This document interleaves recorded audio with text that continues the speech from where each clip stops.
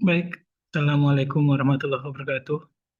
Waalaikumsalam warahmatullahi wabarakatuh. Waalaikumsalam warahmatullahi Puji wabarakatuh. syukur kehadirat Allah Subhanahu wa Ta'ala atas berkat rahmat dan izinnya kita dapat hadir hari ini dalam kajian tarjih hari ini terkait tema fikih makanan halal di negeri minoritas Muslim. Dalam hal ini Jepang dengan pemateri Ustaz Rafiq Muzakir. Selawat kita salam kita sampaikan pada Nabi Muhammad. Bacaan Allahumma sholli ala Muhammad wa ala ashabi ajmain. Mungkin tanpa memperpanjang mukadimah, yang pertama bisa kita mulai dengan pembacaan ayat suci Al-Quran. Ya, dalam hal ini akan dibaca oleh Al-Ustadz Ikhlasul Amal. Kepada Ustadz dipersilahkan. Baik. Assalamualaikum warahmatullahi wabarakatuh. Waalaikumsalam warahmatullahi wabarakatuh. Baik. Mohon maaf apakah suara saya terdengar? Sudah, Jelas, Mas. Ustaz. Baik, alhamdulillah. Kami izin membacakan sedikit dari bacaan ayat Al-Qur'anul Karim. A'udzu billahi minasy syaithanir rajim. حرمت عليكم الميتة والدم ولحم الخنزير وما أهل لغير الله به والمنخنقة والموقوذة والمتردية والنطيحة وما أكل السبع وما أكل السبع إلا ما ذكيتم وما ذبح على النصب وأن تستقسموا بالأزلام ذلكم فسق اليوم يئس الذين كفروا من دينكم فلا تخشوهم واخشون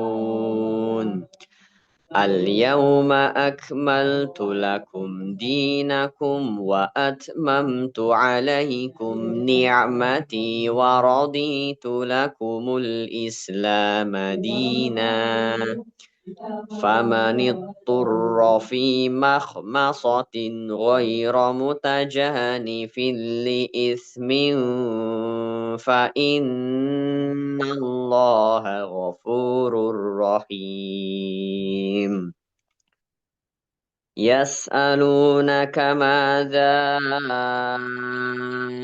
أحل لهم قل أحل لكم الطيبات وما علمتم من الجوارح مكلبين تعلمونهن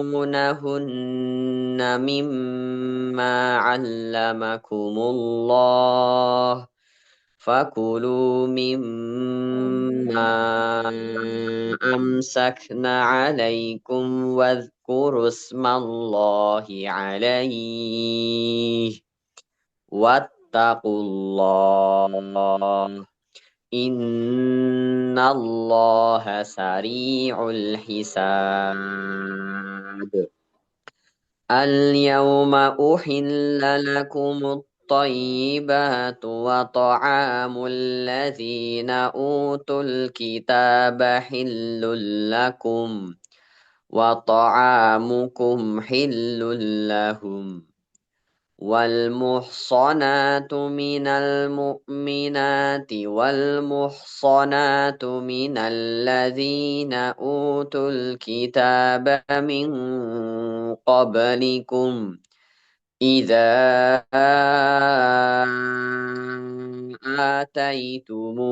آتيتموهن أجورهن محصنين غير مسافحين ولا متخذي أخدان ومن يكفر بالإيمان فقد حبط عمله وهو في الآخرة من الخاسرين.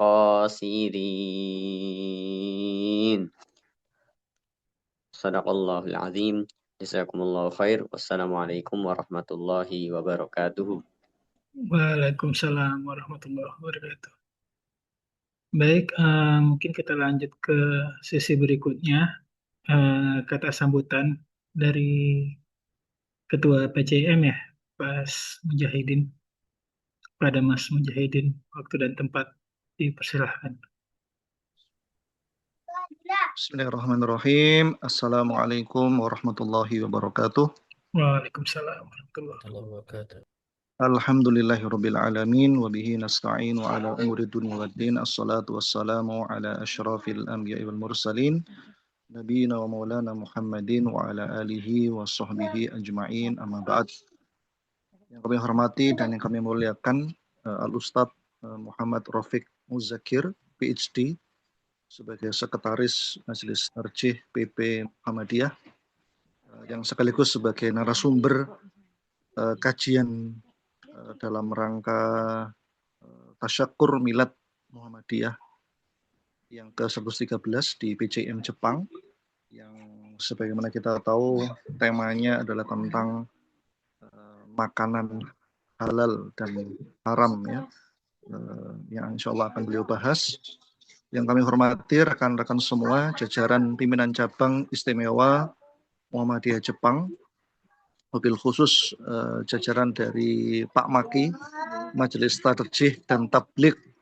Jadi kami laporkan Pak Sekretaris PP di PCM Jepang ingin mengadopsi juga, walaupun dijadikan satu Majelis Tabligh dan Tarjihnya, dengan harapan kajian-kajian seperti ini semarak dan bisa memberikan pencerahan sekaligus sebagai penyambung lidah dari fatwa-fatwa Majelis Tarjih yang telah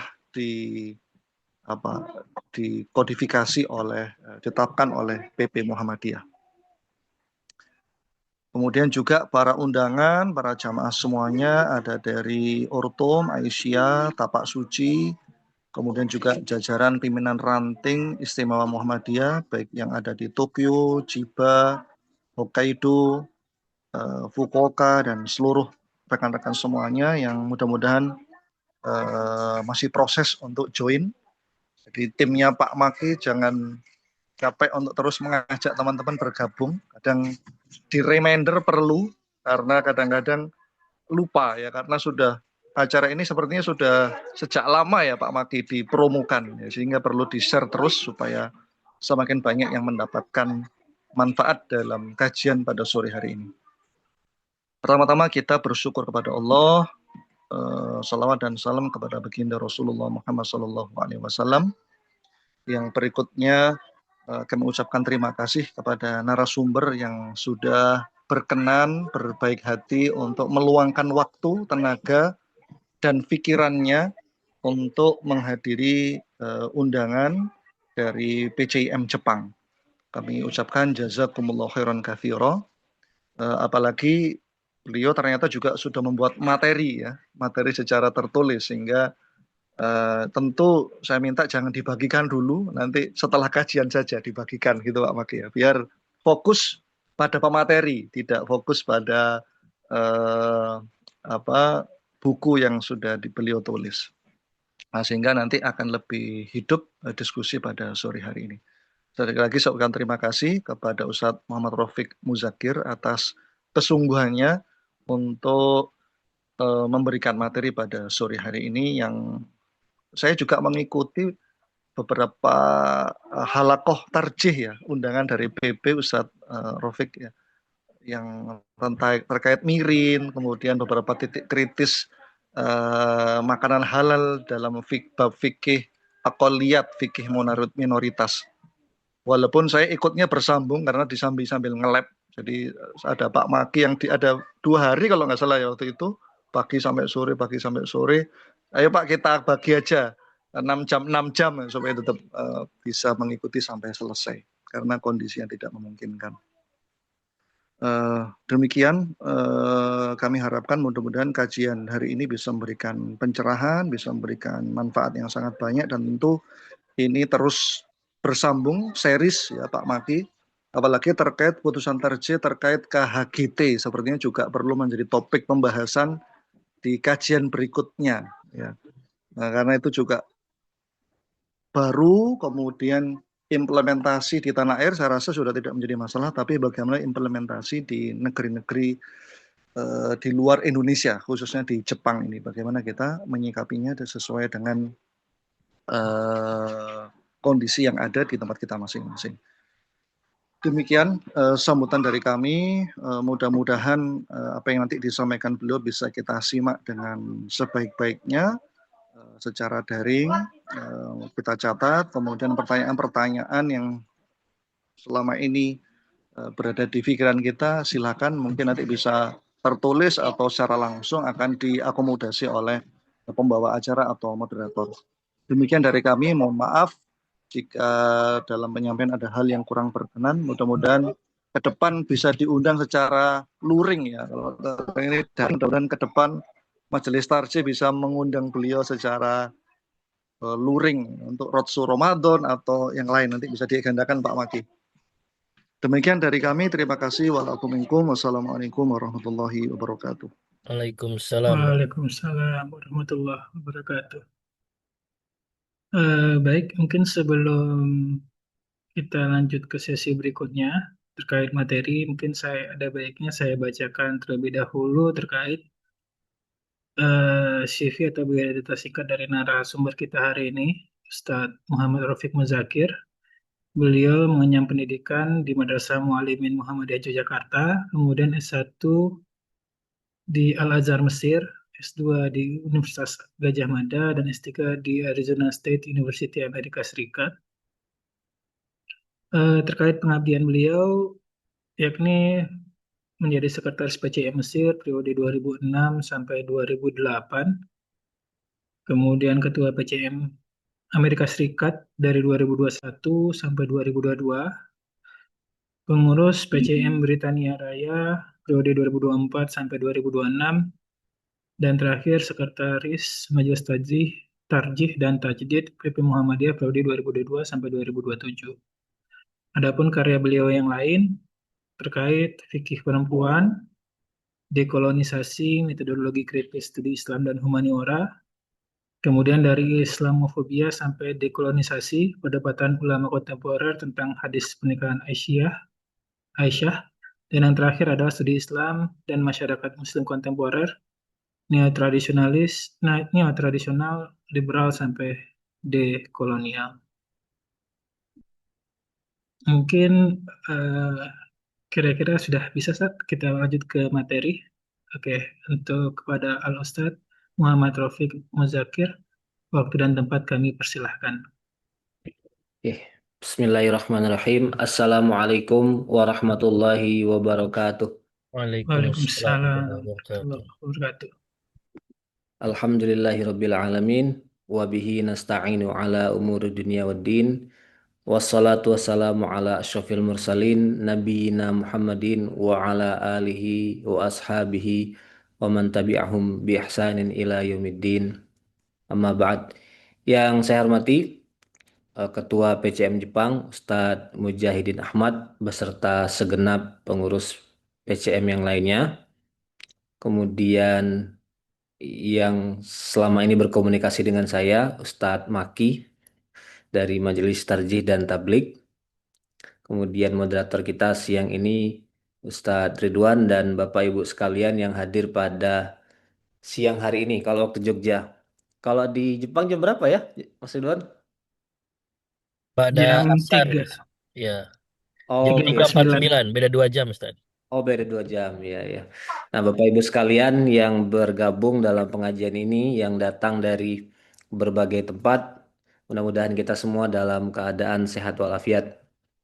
Tadi saya mau mengapresiasi dulu rencana-rencana kegiatan dari PCM Jepang, terutama yang berkaitan dengan materi-materi ketarjihan. Kami di Jogja, di PP sangat senang dan mendorong mudah-mudahan bisa diintensifkan karena itu akan ya menjadi medium untuk menggerakkan organisasi, mengaktifkan apa namanya kegiatan-kegiatan kita di persyarikatan.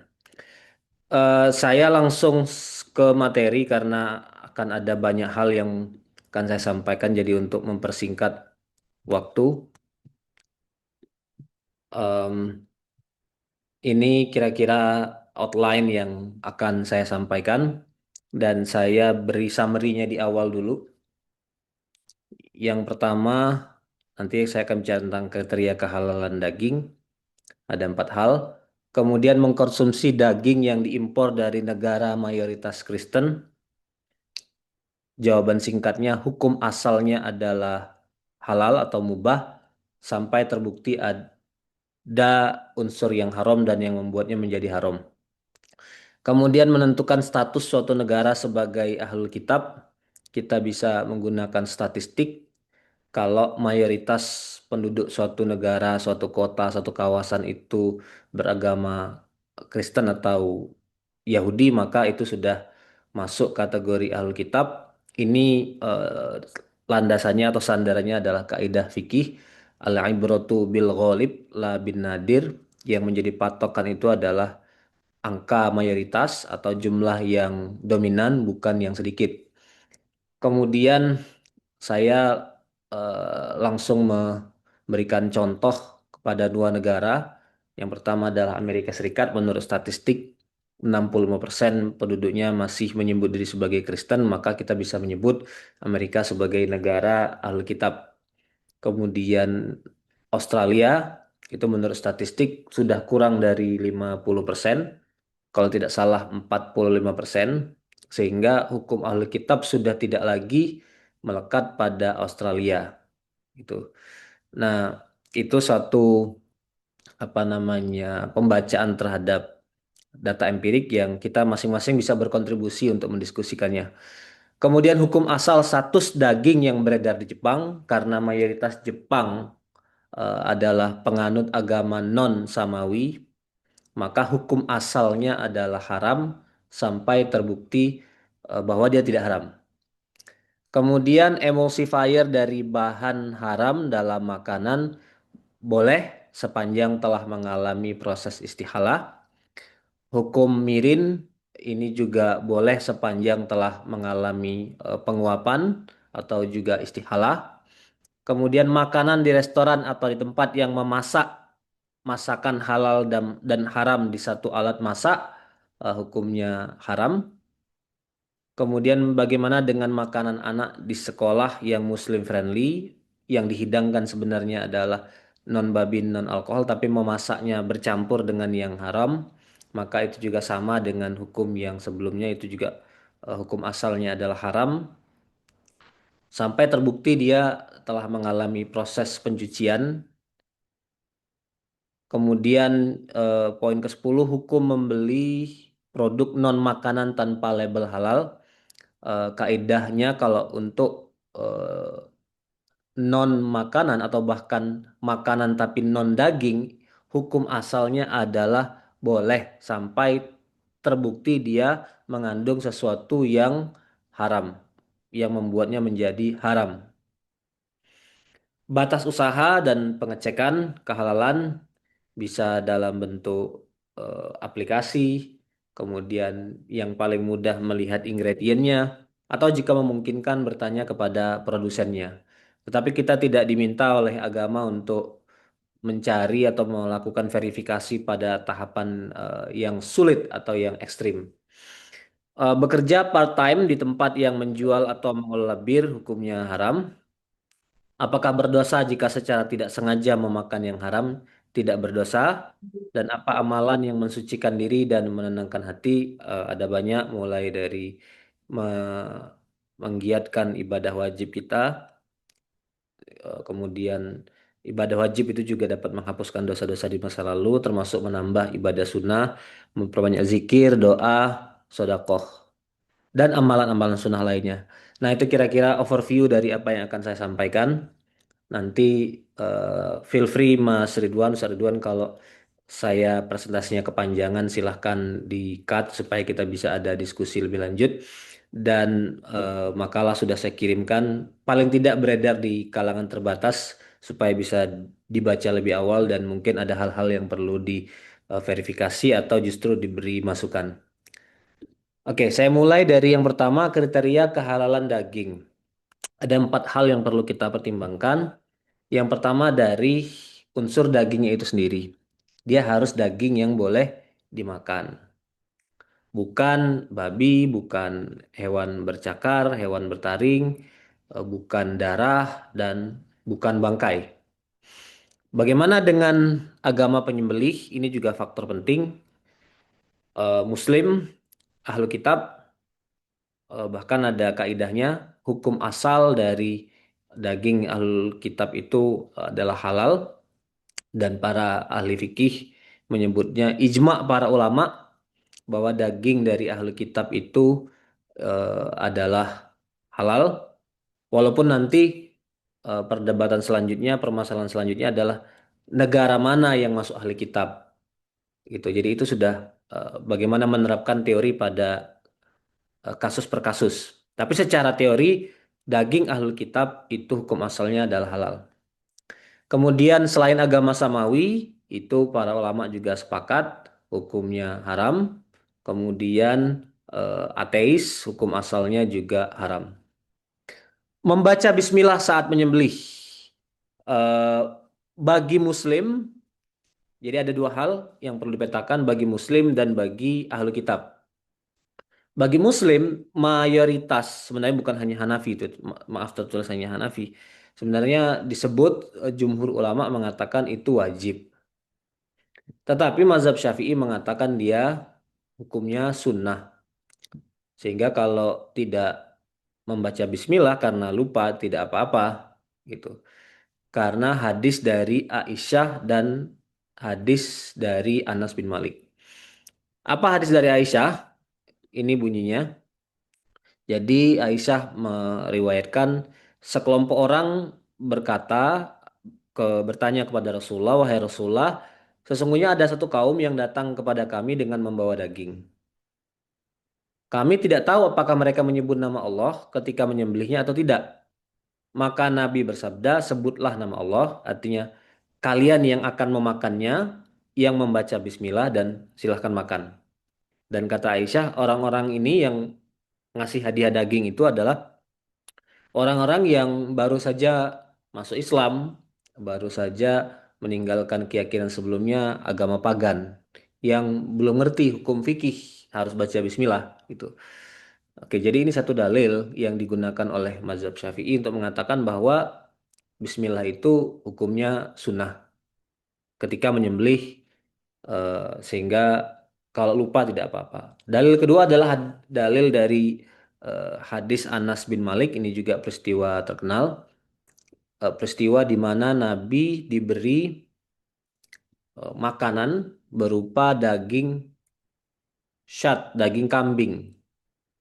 Yang ternyata daging kambing ini sudah dilumuri oleh racun. Kemudian Rasulullah menerima pemberian itu.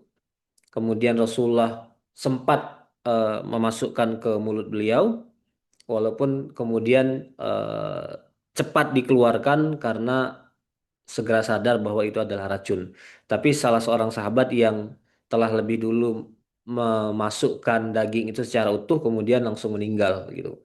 Nah, ini banyak fawaidnya, banyak aspek hukumnya dari hadis ini, tapi salah satunya adalah Nabi tidak bertanya bagaimana orang Yahudi itu menyembelih, eh, tidak bertanya membaca bismillah apa tidak saat menyembelih. Itu menunjukkan bahwa membaca bismillah itu tidak wajib menurut mazhab Syafi'i. Kemudian ahli kitab bagaimana? Ya karena Kristen dan Yahudi. Ini juga 2 pendapat. Ada yang masih berpendapat bahwa mereka juga wajib.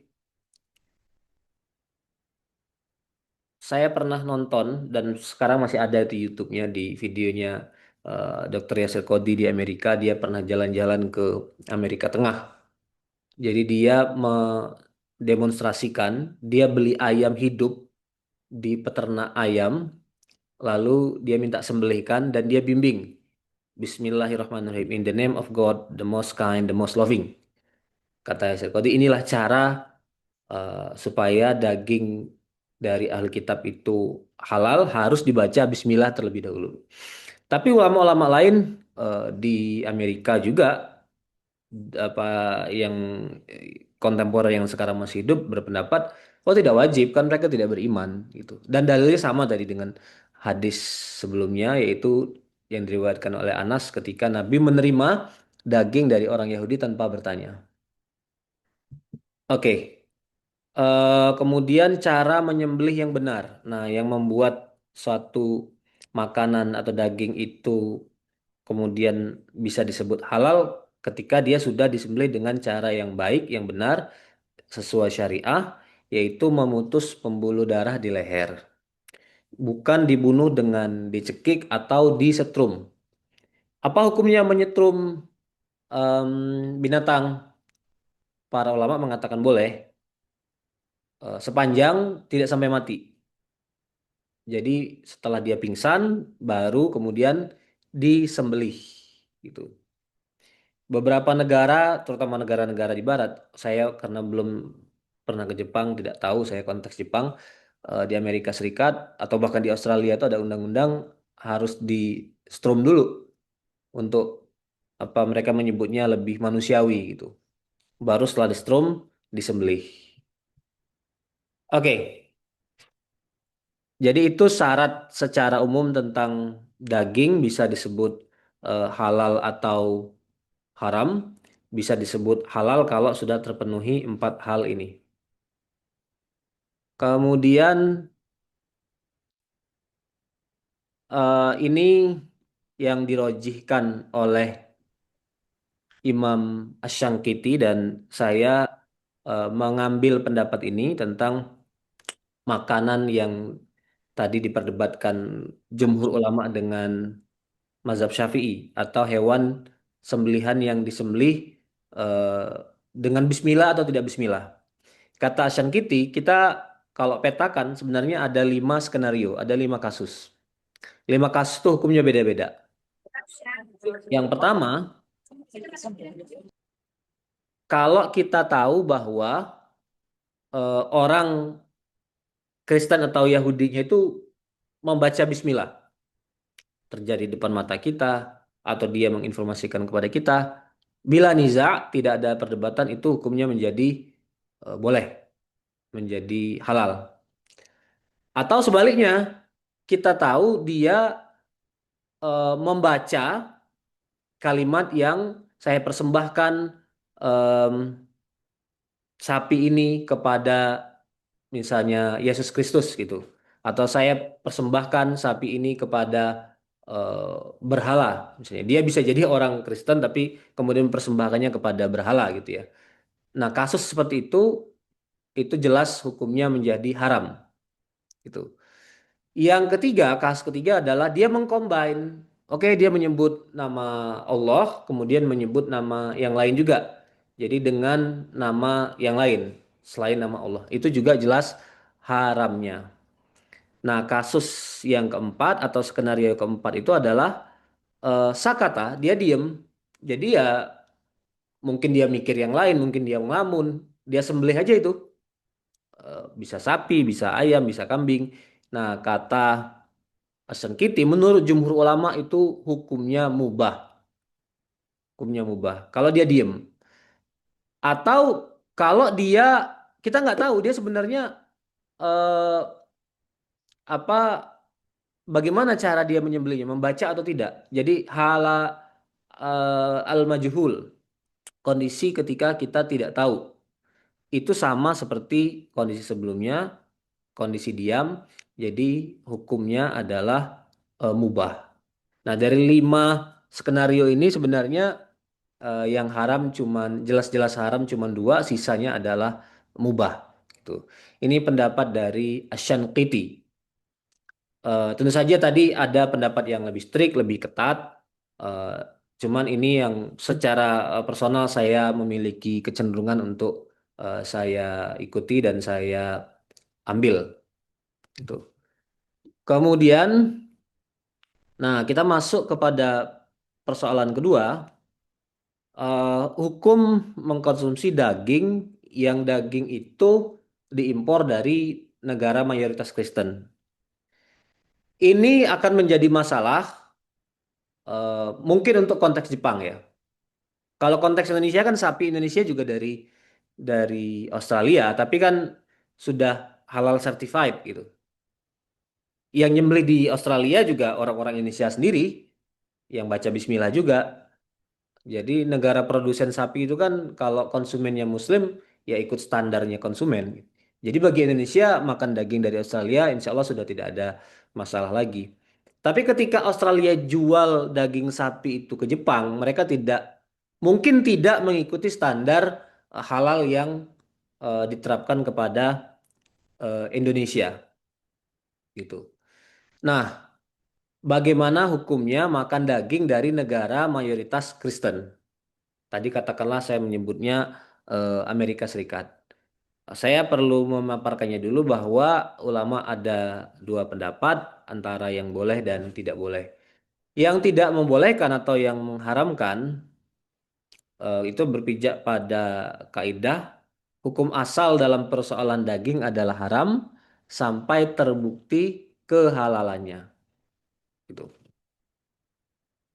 Ya, itu kutipan-kutipan yang mendukung dari Ibnul Arabi, mazhab Maliki, dan Imam An-Nawawi dari mazhab Syafi'i. Nah, ini hadis dari Adi bin Hatim yang hadisnya cukup panjang. Kira-kira terjemahannya begini. Jika kamu melepas anjing buruanmu dan kamu sudah bacakan Bismillah, Bismillah, berburu anjingnya gitu. Lalu anjing itu menangkap dan membunuh buruan, maka boleh kamu makan.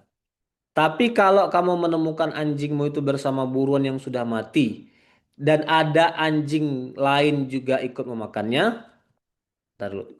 Maaf, kalau anjing yang tadi kita kirim untuk berburu ternyata sudah makan lebih dulu hewan yang ditarget sebagai buruan, maka kata Nabi, fala takul, jangan dimakan gitu. Karena dia makan daging itu untuk dirinya sendiri, itu jatahnya dia gitu.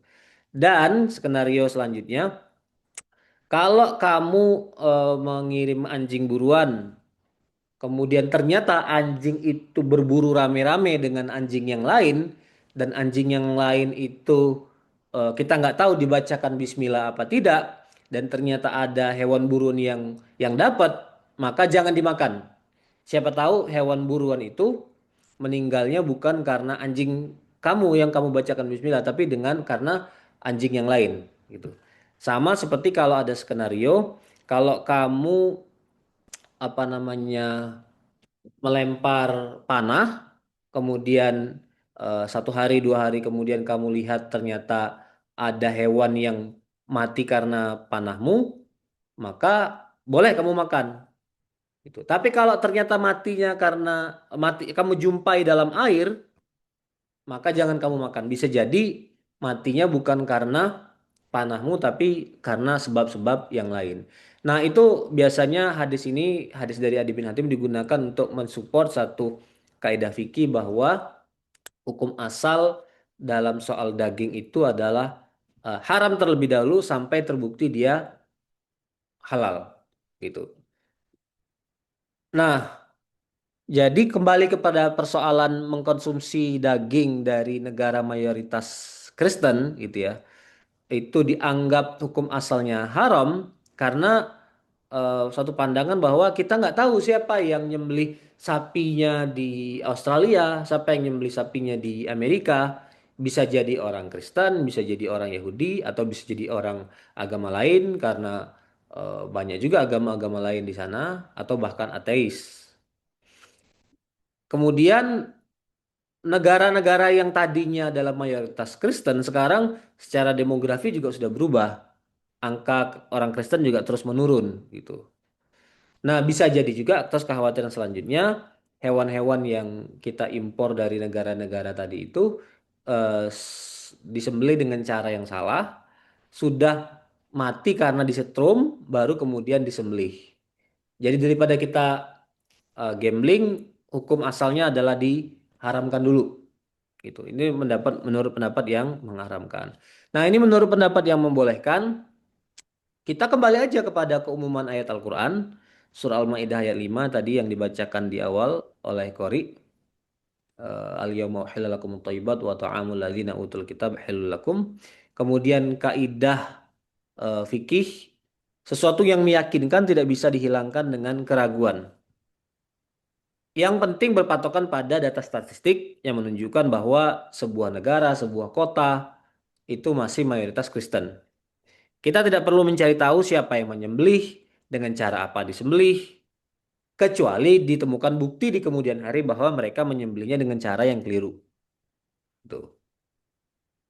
Nah, dalilnya sama dengan dalil yang sudah saya sebutkan di awal tadi, hadis Aisyah dan hadis em, Anas bin Malik.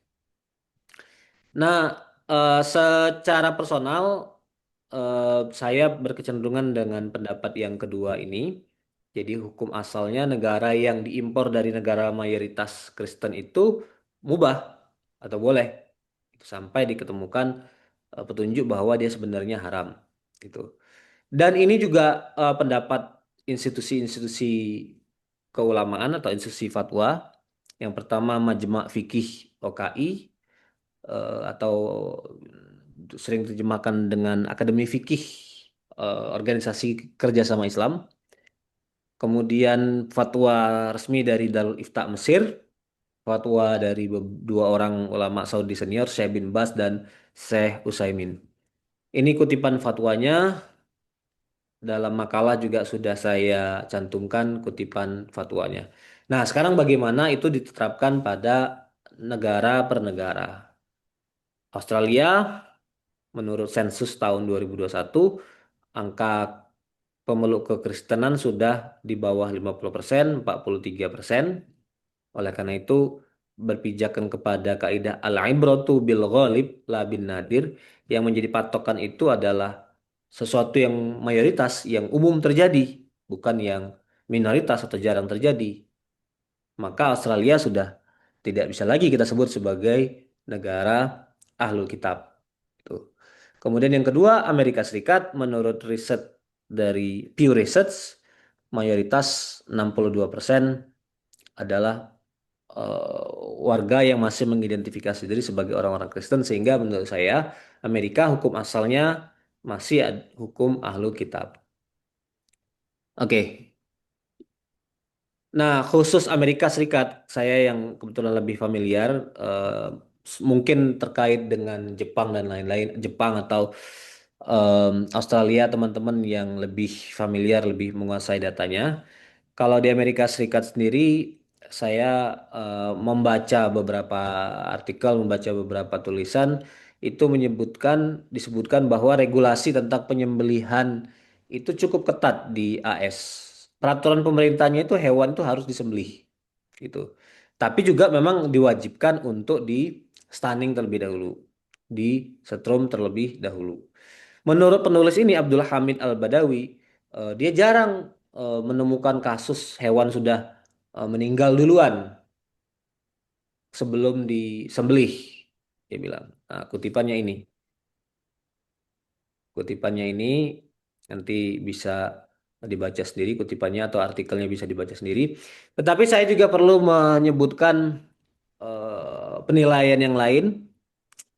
Ada ulama senior namanya Dr. Solah Sowi, Sekretaris Jenderal dari AMJA, American Muslim Association of Muslim Jurists of America, Asosiasi Ahli Hukum Islam di Amerika Serikat. Menurut dia, stunning dalam ayam itu masih umumnya bagus. Ayamnya cuma pingsan, kemudian setelah itu disembelih.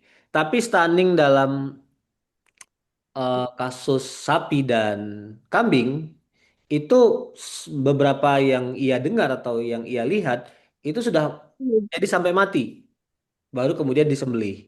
Nah, sehingga Dr. Salasawi menganggap, oke, hukum asalnya boleh, tetapi karena prakteknya sudah mati duluan, maka saya tidak merekomendasikan membeli daging di grocery, di toko-toko umum. Dia bilang gitu. karena fakta bahwa dia sudah meninggal terlebih dahulu gitu. Saya terus terang tidak bisa memverifikasi dua pernyataan yang berbeda ini, tapi komentar saya begini, kalau kita menyebut satu kasus, dua kasus itu kan tidak menjadi representasi umum. Jadi kita butuh statistik sebenarnya. Hewan yang mati karena stroke itu berapa? Sepanjang kasusnya masih kecil atau cerita dari mulut ke mulut itu bisa jadi kita sebut sebagai pengecualian. Sehingga saya berpendapat bahwa ya kita masih berlakukan hukum asal bahwa dia di stunning dan kemudian meninggalnya setelah disembelih gitu. Jadi hukum asalnya seperti itu. Kalau pendapat dari saya. Berpijak pada kaidah tadi al-ibratu bil ghalib la bin nadir. Nah, kemudian ini yang lebih relevan dengan teman-teman di Jepang. Bagaimana dengan daging di Jepang? Eh, Hukum asalnya adalah haram karena berpijak pada ini al-aslu fi dzabaih ad-duwal asyu'iyah wal wasaniyah allati la tadinu bidinin samawin al-hurmah hatta yusbata ma yaqtadi al-ibahah. Hukum asal daging dari negara yang mayoritas penduduknya bukan Islam atau ahli kitab adalah haram sampai terbukti sebaliknya. Gitu. Jika kemudian diketahui bahwa yang menyembelihnya adalah Muslim atau ahli kitab, hukumnya menjadi halal. Oke, itu soal perdagingan ya. Sekarang kita berpindah kepada topik selanjutnya yaitu masalah emulsifier. Mudah-mudahan teman-teman sudah tahu atau familiar dengan konsep emulsifier yang terjemahkan biasanya sebagai pengemulsi. Artinya kalau didefinisikan, konsep ini kalau dijelaskan, bahan yang membantu menyatukan bahan-bahan yang secara alami tidak bisa bercampur. Misalnya menyatukan minyak dan air itu hanya bisa dibantu dengan pengemulsi. Biasanya terbuat dari lemak hewan, itu khususnya yang lecitin, monogliserida, dan digliserida. Hewannya juga macam-macam hewannya termasuk adalah hewan babi.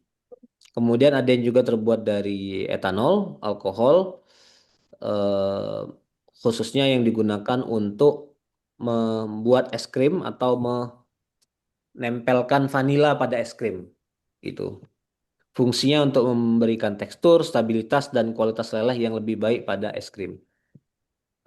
Oke, ini sains di balik pengemulsi atau gambaran visual bagaimana pengemulsi bekerja untuk menyatukan air dan minyak.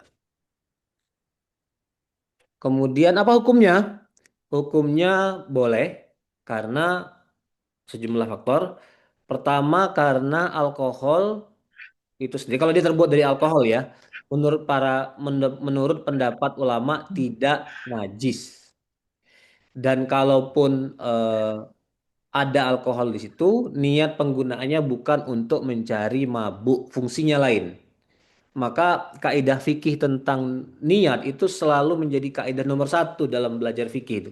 Al umuru bimaqasidiha. Segala perkara itu tergantung dengan maksud dan tujuannya. Jadi kalau dia digunakan bukan untuk mencari sesuatu eh, yang memabukkan atau mencari sensasi mabuk, maka dia tidak menjadi haram gitu.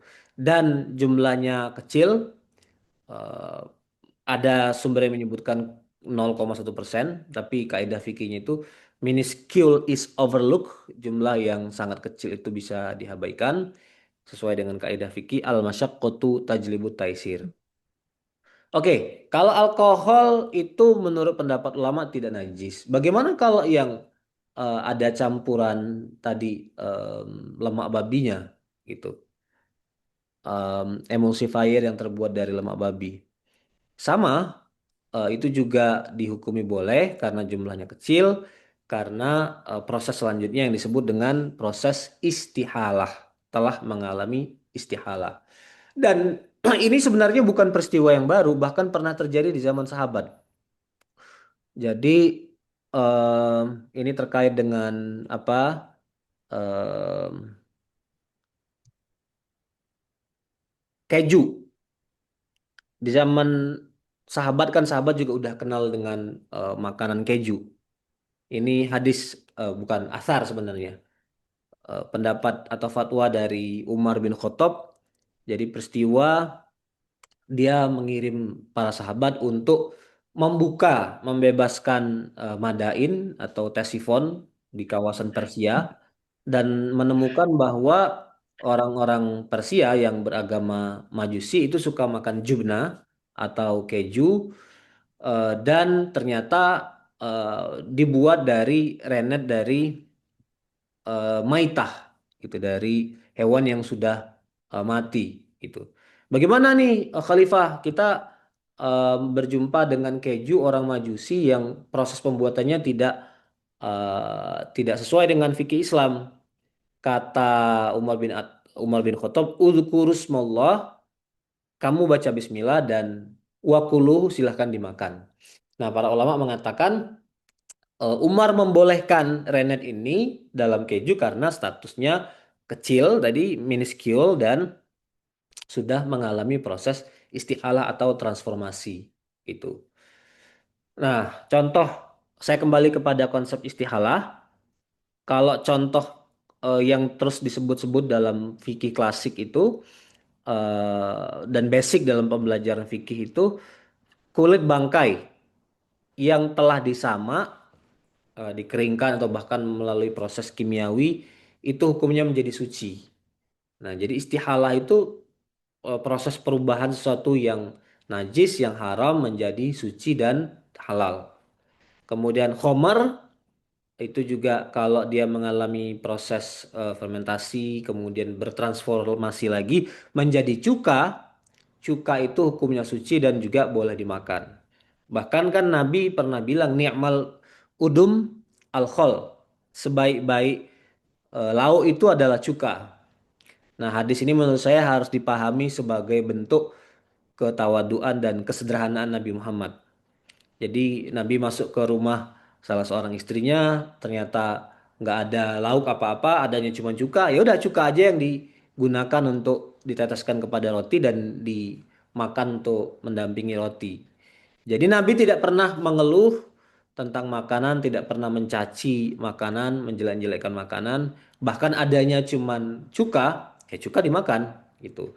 Dan cuka itu satu contoh bagaimana istihalah terjadi atau transformasi terjadi. Nah, kalau dalam contoh kontemporer bentuk istihalah ada banyak. Ini saya ambil dari kesimpulan dari sebuah konferensi kedokteran Islam tahun 95 di Kuwait. Gelatin yang terbentuk dari istihalah tulang, kulit, dan urat hewan yang najis adalah suci dan memakannya adalah halal. Sabun yang dihasilkan dari istihalah lemak babi atau bangkai menjadi suci, boleh digunakan. Keju tadi sudah saya sebutkan, yang mengental karena peran rennet, enzim pengental dari bangkai hewan yang halal dagingnya adalah suci dan boleh dikonsumsi. Salep, krim, dan bahan kosmetik yang dalam komposisinya dimasukkan lemak babi tapi juga mengalami istihalah itu juga menjadi suci. Nah, ini kesimpulan dari seminar tahun 95 kerjasama Asosiasi Kedokteran Islam Internasional, Universitas Al-Azhar Mesir, Akademi Fikih OKI atau Majma' Fikih OKI, dan kantor regional WHO di Alexandria. Oke, nah secara teori pokoknya harus terjadi istihalah dulu. Sekarang kita membawa teori itu kepada praktek. Tugas kita sebagai Muslim yang ada di lapangan memastikan dulu istihalah itu terwujud apa enggak gitu. Dan soal istihalah terwujud apa enggak itu domain sains, domain pengetahuan, domain observasi. Saya bisa salah gitu. Makanya saya tidak mau memfatwakan item per item. Pokoknya teorinya yang penting sudah istihalah. Tapi barang itu sudah istihalah apa belum? Nah, teman-teman yang berada di on the spot, kira-kira yang melakukan pencarian gitu. Kalau diketahui informasi bahwa istihalah itu betul-betul terjadi atau tertulis di situ ingredientnya kecil sekali unsur itunya, unsur non halalnya, maka dia menjadi ya boleh dipakai. Tapi kalau kira-kira tidak yakin, ya sudah ditinggalkan aja gitu. Tidak yakin kalau istihalah sudah terjadi atau belum. Oke, ini fatwa-fatwa yang relevan terkait dengan emulsifier tadi, diantaranya adalah fatwa Yusuf Al-Qaradawi ketika apa namanya Homer dijadikan sebagai emulsifier, boleh di Amerika Serikat Syekh Dokter Hatim Al-Hajj dan Dr. Yasir Qodi itu juga membolehkan. Nah, dua orang ini sangat representatif, sangat otoritatif untuk bicara ini. Dr. Yasir Qodi itu S1-nya tuh di bidang kimia. Jadi sebelum kemudian beliau pindah ke Madinah ya. Jadi sudah sempat dulu dapat gelar S1 di bidang kimia. Jadi itu ya bidangnya beliau gitu. Nah, Dr. Hatim Al-Hajj ini juga menarik, walaupun less familiar atau apa namanya less famous dibandingkan Dr. Sakodi, tapi rujukan saya selama ini karena beliau dokter yang juga dokter praktek, tapi pengetahuan syariahnya sangat dalam, bahkan disertasinya di Yordan itu integrasi antara dunia kedokteran dan dunia syariah yang sudah ada summary-nya juga dalam bahasa Inggris yang teman-teman bisa baca. Saya sangat merekomendasikan membaca tulisan-tulisan dari Dr. Hatim Al-Hajj. Yang keduanya juga membolehkan emulsifier yang haram, yang terbuat dari barang haram asal jumlahnya sedikit dan telah mengalami istihalah. Oke, masalah mirin. Ini fatwa terbaru Majelis Tarjih keluarkan tahun 2025. Bunyi fatwanya menggunakan mirin sebagai bumbu masak adalah mubah dengan syarat dimasak hingga alkoholnya menguap. Sebagai bumbu yang mengandung alkohol, mirin tidak najis. Sebenarnya begini juga, fatwa Majelis Tarjih itu mengatakan khamr itu tidak najis. Walaupun ulama klasik menganggap itu umumnya mayoritas ulama klasik menganggap bahwa khamr itu najis. Tapi minoritas dan Muhammadiyah Majelis Tarjih merojihkan pendapat bahwa khamr itu tidak najis.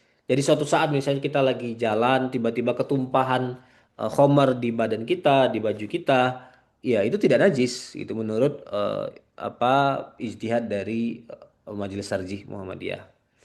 Sekalipun kita juga harus mengakui bahwa pendapat jumhur ulama mengatakan itu najis.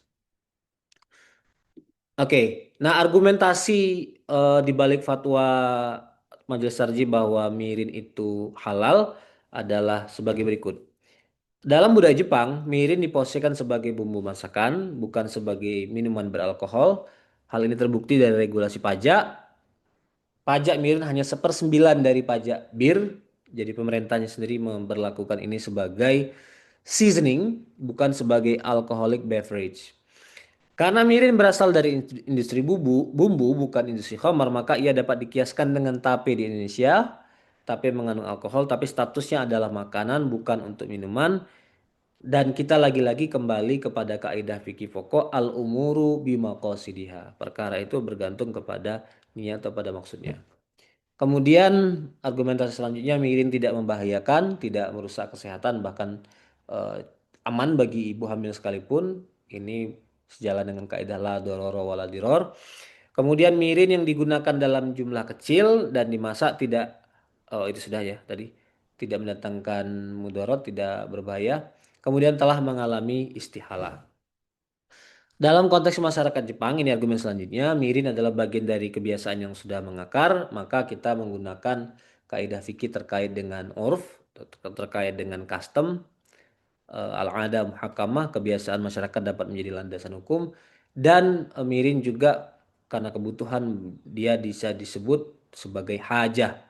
Kaidah fikihnya adalah al-hajatu tanzilu manzilatad darurah. Kebutuhan dapat menempati posisi darurat. Nah, hanya ini yang perlu menjadi catatan. Hukum meminum mirin secara langsung seperti dalam tradisi otoso, hukumnya haram karena statusnya sebagai bumbu masakan berubah menjadi minuman khamar. Jadi kalau diminum menjadi tidak boleh. Mencampurkannya sebagai bumbu tanpa dimasak terlebih dahulu juga haram karena alkohol masih ada dan berpotensi menyebabkan mabuk. Kemudian fatwa ini berlaku, bagian ini maaf ini catatan dari saya, tidak secara eksplisit ditulis dalam fatwa, walaupun secara implisit ada karena judul fatwanya itu fatwa bagi muslim di Jepang. Nah, ini syarah dari saya. Fatwa ini berlaku bagi masyarakat muslim di Jepang karena mirin adalah bagian dari budaya kuliner yang tidak bisa ditinggalkan. Di Indonesia penggunaan mirin untuk masak bukanlah suatu budaya. Jadi tidak ada eh, apa namanya kebiasaan sehari-hari di Indonesia masyarakat tidak bergantung kepada mirin sehingga dalam penilaian kita membuka kebolehan mirin di Indonesia sebagai bumbu masakan dapat membuka kemudaratan yang lebih besar lagi. Jadi ini istihad ya. Bagi majelis tarjih penerawangan ke depan itu bisa berdampak negatif. Oleh karena itu dilarang karena prinsip saddu zari'ah. Blocking the means that can lead to negative end. Kira-kira gitu. Tapi ini sifat pelarangannya karena saddu zari'ah. Gitu. Dikhawatirkan eh, akan berdampak pada tumbuh suburnya industri khomer di Indonesia. Oke, bagian selanjutnya makan di restoran yang memasak semua jenis masakan di satu alat masak atau makan di restoran yang mencampurkan makanan halal dan non halal di satu dapur, satu alat masak, apa hukumnya? Hukumnya haram. Jika diketahui bahwa alat masak yang sama digunakan untuk masak daging halal dan daging haram sekaligus. Nah, dalilnya ini hadis penting dari Abu Tha'labah Al-Khushani. Hemat saya teman-teman yang ada di luar negeri yang eh, menjadi diaspora baik temporer untuk belajar atau bahkan sudah menjadi permanen atau menjadi residen, hadis-hadis yang terkait dengan makanan, minuman, kriteria halal dan haram itu harus betul-betul ada dalam memori gitu. Tidak harus hafal Arabnya, tidak harus hafal word by word juga, tetapi kalau bisa ngelotok dalam kepala kita gitu. Karena itulah yang nanti akan kita gunakan untuk menghadapi setiap kasus yang jumlahnya bisa tidak terhingga yang muncul di hadapan kita. Hadis dari Abu Sa'labah itu bercerita tentang pertanyaan Abu Sa'labah kepada Rasulullah SAW. Kata Abu Sa'labah, "Wahai Rasulullah, kami berada di negeri kaum ahli kitab." Tidak disebutkan di mana negeri kaum ahli kitab itu. Apakah kami boleh makan dengan menggunakan bejana-bejana mereka? Maka Rasulullah SAW bersabda, jika kalian menemukan bejana selainnya, maka janganlah kalian makan menggunakan bejana mereka. Jadi cari dulu deh, diusahakan dulu pakai wajan, pakai piring, pakai utensil yang lain. Itu kata Rasulullah. Tapi kalau nggak ada yang lain, hanya itu, ya nggak apa-apa dipakai. Menggunakan alat masak yang sama nggak apa-apa. Yang penting sudah dicuci. Gitu.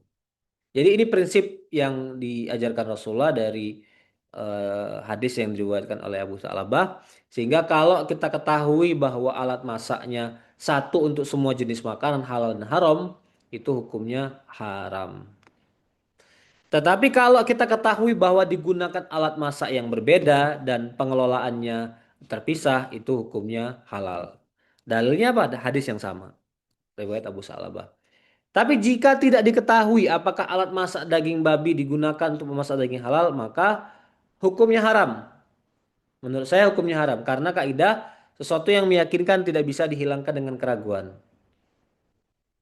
Apa yang meyakinkan di sini? Yang meyakinkan di dapur itu kan ada daging babi. Dia menjual daging babi. Itu kan kita tahu fakta bahwa dia menjual daging babi. Yang tidak kita tahu, yang di sini masih menjadi pertanyaan, masih meragukan adalah apakah dimasak daging halal itu bercampur dengan daging babi alatnya, menggunakan alat yang sama. Nah, ini kan bagian yang meragukan. Jadi karena ini bagian yang meragukan, nggak bisa diambil. Kita kembali kepada yang meyakinkan. Yang meyakinkan apa? Ada babi di situ. Gitu. Oleh karena itu yang berlaku adalah hukum haramnya. Gitu. Jadi itu hukum asal gitu ya. Mudah-mudahan teman-teman bisa memahami ada yang disebut dengan hukum asal itu sesuatu itu ya bisa kita lihat dari hukum asalnya dulu, kemudian setelah kita teliti baru hukum asal itu bisa berubah, kira-kira gitu. Nah, ini bagaimana dengan makanan anak di sekolah yang muslim, friendly, artinya bukan babi, tidak ada alkohol, tapi alat masaknya masih sama, digunakan bersama makanan halal, sama juga tadi hukumnya adalah haram. Apa sebaiknya dilakukan? Apa yang saya sampaikan di sini, by the way, semuanya berangkat dari pertanyaan yang dikirimkan oleh Mas Maki. Jadi based on the question. Kecuali nanti kalau ada pertanyaan di sesi tanya jawab, kalau ada yang bisa saya jawab langsung, saya jawab langsung. Tapi kalau ada yang harus saya tampung dulu, saya kaji dulu, ya akan saya simpan dan pelajari dulu. Kita bisa bertemu di lain waktu. Nah, bagaimana sebaiknya kita bersikap untuk anak-anak kita yang berangkat ke sekolah umum? Saya juga sama, mungkin dengan sebagian teman-teman di Jepang. Saya berapa kali pindah sekolah anak saya di Amerika, kemudian di UK juga anak saya dari SD pindah ke SMP. Jadi mengalami situasi seperti ini sering sekali. Apa yang dilakukan? Pertama, edukasi anak, ajarkan untuk tidak makan daging-dagingan di sekolah. Kalau yang lain-lain boleh. Informasikan juga kepada guru dan biasanya juga pasti teman-teman mengalami kan ada form kan yang harus kita isi dietary-nya, restriction-nya apa gitu. Ya bilang aja bahwa we don't eat pork gitu. Tapi mereka sebenarnya sudah sangat-sangat tahu dengan case kita gitu. Sudah sangat sensitif. Di Amerika mungkin tidak sebanyak di UK muslimnya, tapi kalau di UK itu ya yang kerja di dapur juga ada muslimnya gitu. Jadi kita bisa cukup tenang lah untuk urusan itu. Yang jelas perlu ada komunikasi dengan pihak sekolah. Nah, bagaimana kalau hanya sereal atau makanan dan daging? Ya, tadi kembali ke hukum asalnya boleh, tapi pastikan bahwa penggunaan piring, sendok, dan garpu itu betul-betul sekolah telah mencucinya secara higienis. Tapi kalau saya sih insya Allah lah, kalau untuk tingkat kebersihan, kehigienitas itu standarnya jauh melampaui kebersihan di tanah air gitu. Kalau sudah dicuci secara higienis maka hukumnya boleh dan dalam syariat najis itu dapat hilang dengan air dan pencucian yang baik. Oke, bagaimana hukumnya membeli produk non makanan seperti sabun, deterjen atau sampo yang tidak berlabel halal? Kembali kepada kaidah asal al aslu fil asya al ibahah, hukum asal segala sesuatu adalah halal sampai terbukti keharamannya. Jadi itu defaultnya adalah halal. Sepanjang kita tidak mendengar informasi bahwa sabun tersebut mengandung barang haram, maka yang berlaku adalah hukum asalnya. Jika ada bukti mengandung babi, tapi jika kadarnya kecil, sebagaimana bisa kita lihat dari ingredientnya dan telah mengalami istihalah, maka hukumnya boleh sebenarnya. Tetapi kalau kita nggak tahu istihalah atau belum, ya sudah tinggalkan aja. Tinggalkan yang meragukan, cari sabun yang kira-kira tidak ada unsur babinya. Nah, kalau tidak ada label halal dan tidak ada keterangan di situ terbuat dari minyak babi dan unsur-unsur haram, ya hukum asalnya boleh. Gitu. Batas usaha pengecekan kehalalan. Tadi sudah di awal sudah saya sebutkan. Sebenarnya harus kita sadari dulu tugas pokok seorang muslim itu adalah mencegah makanan yang jelas-jelas haram. Jadi bukan menuntut verifikasi ekstrim yang sangat sulit dilakukan di negara Muslim. Jadi oke, lakukan uh, tasabut pencarian informasi, observasi sampai sebatas kita mampu melakukannya. Nggak perlu sampai kepada titik paling akhir, pasokan paling rantai pasokan paling ujung gitu, proses industri yang panjang sekali. Menurut saya tidak perlu seperti itu. Saya mungkin sedikit cerita ketika saya di Amerika Serikat. Sebenarnya di Amerika juga sudah banyak halal apa ya, halal grocery lah. Walaupun driving harus kita ke sana 30 menit, Tapi 30 menit driving atau 20 menit kan nggak jauh di Amerika Serikat. Ya, saya pergi ke sana. Tapi ada juga untuk beli daging yang disembelih secara halal oleh Muslim sendiri. Tapi ada juga etnis tertentu di Amerika itu yang masih nggak percaya gitu dengan daging yang dijual oleh grocery yang halal. Jadi apa yang mereka lakukan kalau nggak percaya kepada toko Muslim? Yang mereka lakukan adalah beli sapinya langsung. Saya tanpa bermaksud memandang apa negatif kepada etnis tertentu. Saya punya teman dari Bangladesh, itu setiap periode tertentu dia ngumpulkan orang-orang di masjid, dia tanya satu persatu, "Do you want to buy meat?" "I want to buy meat," katanya. Jadi kira-kira dia buat list sampai seratusan orang, siapa aja yang mau beli daging.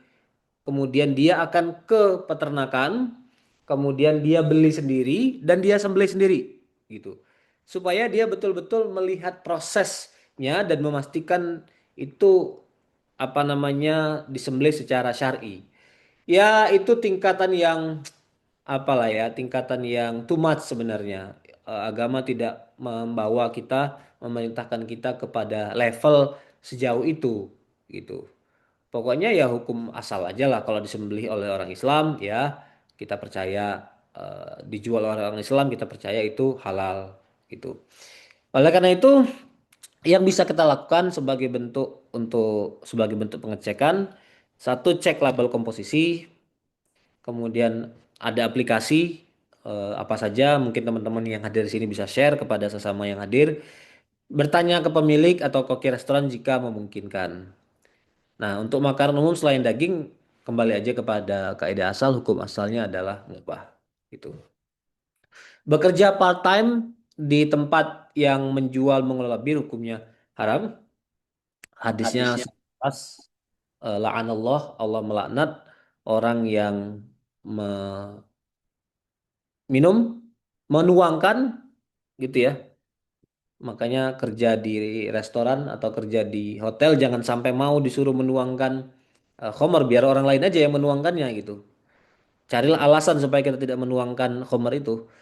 Allah melaknat orang yang menjual, orang yang membeli, yang memproduksi, yang meminta untuk diproduksi, yang mengantarkan atau proses distribusinya, dan meminta untuk diantarkan khamar kepadanya. Jadi jejaring eh, khamar itu sangat luas. Umumnya yang disebutkan Rasulullah itu ya yang betul-betul terlibat dan semuanya dalam hadis disebut sebagai orang yang mendapatkan laknat dari Allah. Apakah berdosa jika secara tidak sengaja memakan yang haram? Tidak sengaja tidak berdosa. Ini dalil-dalilnya. Dan who knows, kita nggak bisa menjamin bahwa apa yang selama ini masuk ke dalam mulut kita itu selalu halal. Saya sendiri wallahu alam bisa jadi orang saya ya di Amerika kadang-kadang kita conference, kadang-kadang kita duduk sama teman di ruang perkuliahan, begitu juga ketika di Inggris. Jadi bisa jadi ada yang sudah masuk, tetapi kalau itu tidak kita lakukan karena sengaja itu insya Allah tidak berdosa. Bagaimana cara mensucikan diri, menenangkan hati? Ya taubat kepada Allah, memperbanyak istighfar, menyadari bahwa kita itu potensial melakukan kesalahan, terus-menerus minta ampun kepada Allah, kemudian menggiatkan ibadah wajib, mengencangkan ibadah wajib, kemudian karena ibadah wajib itu sendiri menghapuskan dosa-dosa kita di masa lalu, kata hadis Nabi, as-salawatul khamsu wal jum'ah ila jum'ah wa ramadan ila ramadan mukaffiratun lima bainahuna. Salat 5 waktu, kemudian sholat Jumat dari satu minggu ke minggu selanjutnya, puasa Ramadan, itu dapat menghapuskan dosa-dosa kita.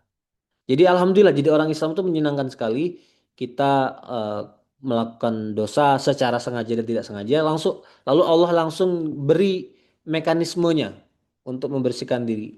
Lakukan aja ibadah, nggak seperti agama lain gitu yang proses untuk bertobatnya itu kompleks, rumit, bahkan kan orang Yahudi dalam Al-Quran itu kan sempat pernah diminta untuk bunuh diri gitu. Tunjukkan kalau kamu memang bertobat kepada Allah gitu. Kemudian ada lagi praktek di abad pertengahan, selling indulgence, itu menjual apa kayak stok, menjual tiket tapi itu isinya adalah pengampunan dosa dari churchman, dari gerejawan gitu. Jadi pengampunan dosa harus bergantung kepada manusia juga. Nah, Islam itu memudahkan proses untuk meminta ampun kepada Allah. Ya bertobat aja kepada Allah. Lakukan ibadah-ibadah wajib dan tambahkan ibadah-ibadah sunnah. Kalau ngerasa berdosa di masa lalu, nggak sengaja ketelan babi, nggak sengaja ketelan alkohol, ya udah eh, puasa sunnah, sholat sunnah, eh, sholat apa rawatib itu dijaga gitu ya. Memperbanyak sedekah, memperbanyak amal soleh lainnya. Memperbanyak amal soleh lainnya itu ya membantu orang, bermanfaat bagi orang. Itu insya Allah sifatnya redemptif. Itu menghapuskan dosa-dosa kita di masa lalu. Saya kira itu dari saya yang bisa saya sampaikan. Selanjutnya saya kembalikan kepada moderator Ustadz Ridwan. Terima kasih kepada Ustadz Muhammad Taufik Muzakir atas materinya. Mungkin untuk sesi berikutnya kita adakan sesi tanya jawab. Eh, apa kita kumpulkan dulu, Ustadz? 3 pertanyaan atau langsung saja, Ustadz? Boleh Bagusnya. dikumpulkan dulu, dikumpulkan dulu. Oke, mungkin di sini sudah ada 1, kemudian Pak Maki juga 2 ya, sudah ada 2. Eh, ada 1 lagi? Izin boleh, Ustadz Ridwan. Oke, oke, silakan Pak Maki. Ya, ya. Alhamdulillah, terima kasih banyak Ustadz Raufik atas materi dan pencerahan yang luar biasa. Ini sangat relevan dengan kami yang ada di Jepang, yang negeri minoritas Muslim. Ini masih kan di sini terkait halal haram ini masih banyak pendapat, Ustaz. Nah, sebagai ini aja, Ustaz, apakah apa yang perlu didahulukan sebetulnya? Apakah ihtiyat atau taisir? Apakah kita kehati-hatian tadi atau taisir? Karena kadang juga dalam kondisi kehati-hatian ya, kadang ada juga hal-hal yang membuat kita ini sangat terbatas opsinya seperti itu. Dan kemudian tadi menyambung betul bahwa materi ini paparan Ustaz tadi berdasarkan pertanyaan yang kami sampaikan itu kami mengumpulkan dulu Ustaz pertanyaan lewat Google Form dari di grup PCIM yang kira-kira bisa menjadi bahan diskusi hari ini dan ini merupakan seri kedua fikih minoritas sebelumnya yang kajian pertama terkait sholat di Jepang yang pematerinya Ustadz Nur Fajri Ramadan dan hari ini alhamdulillah terima kasih Ustadz sudah berkenan hadir. Terima kasih Ustadz dari kami itu aja pertanyaannya. Assalamualaikum warahmatullahi wabarakatuh. Waalaikumsalam. Mungkin ini menambahkan Ustaz pertanyaan yang kedua. Bismillah, Ustaz semoga sehat. Mewakili pekerja yang bekerja di jadi perawat dan pengen rumah di Jepang. Bagaimana hukum menyuapi barang haram ke pasien non-muslim yang secara lumrah orang tersebut makan makanan haram seperti menyuapi daging babi dan lain-lain. Kemudian terkait dengan tinggal lama di Jepang dan perlu beli rumah, bagaimana pembelian rumah dengan sistem kredit di negeri non-muslim? Sudah pasti ada riba di Jepang sekitar 0,9%. Mohon pencerahannya, terima kasih. Ada di chat box. Oke. Atau 2 dulu aja, Sat. Bagaimana? Oke. Terima kasih untuk pertanyaan-pertanyaan penting ini. Dari yang pertama Ustadz Maki, bagaimana memilih pendapat tentang fikih kuliner ihtiyat, artinya sifat waro atau taisir. Ya tentu saja waro itu adalah level paling tinggi. Jadi kalau kita mau menggunakan standar waro pada urusan makan kuliner itu bagus. Waro itu kalau dalam bahasa agama, bahasa akhlak, itu levelnya adalah ihsan. Ihsan itu artinya melakukan sesuatu lebih daripada yang diminta. Yang diminta itu cuman sampai level ini, tapi kita mau sampai ke level selanjutnya itu baik sebenarnya. Cuman harus sadar bahwa kalau kita berhadapan dengan situasi yang menuntut kita untuk realistis, ya kita bisa melakukan kepada baseline atau standar minimum. Kita mengambil taisir gitu. Dan ketika berhadapan dengan orang lain, menurut saya jangan berlakukan standar ketat gitu. hormati kalau ada orang menggunakan standar taisir, standar ihtiyat, karena fikih juga sebenarnya tidak sehitam putih itu, tidak semua bentuk daging babi itu haram, tidak semua alkohol itu haram. Ternyata fikih itu membuka sedikit ketika dia ada sampai pada level minuscule tadi itu jumlah yang sangat kecil, fungsinya juga hanya untuk sebagai pengemulsi misalnya. Jadi sadari bahwa fikih itu tidak se black and white seperti yang kita bayangkan. Nah, sehingga kalau ternyata kita tidak mampu selalu untuk sampai pada level ihtiyat, ya tidak apa-apa kita level hukum. Di level hukum itu artinya adalah level minimalnya.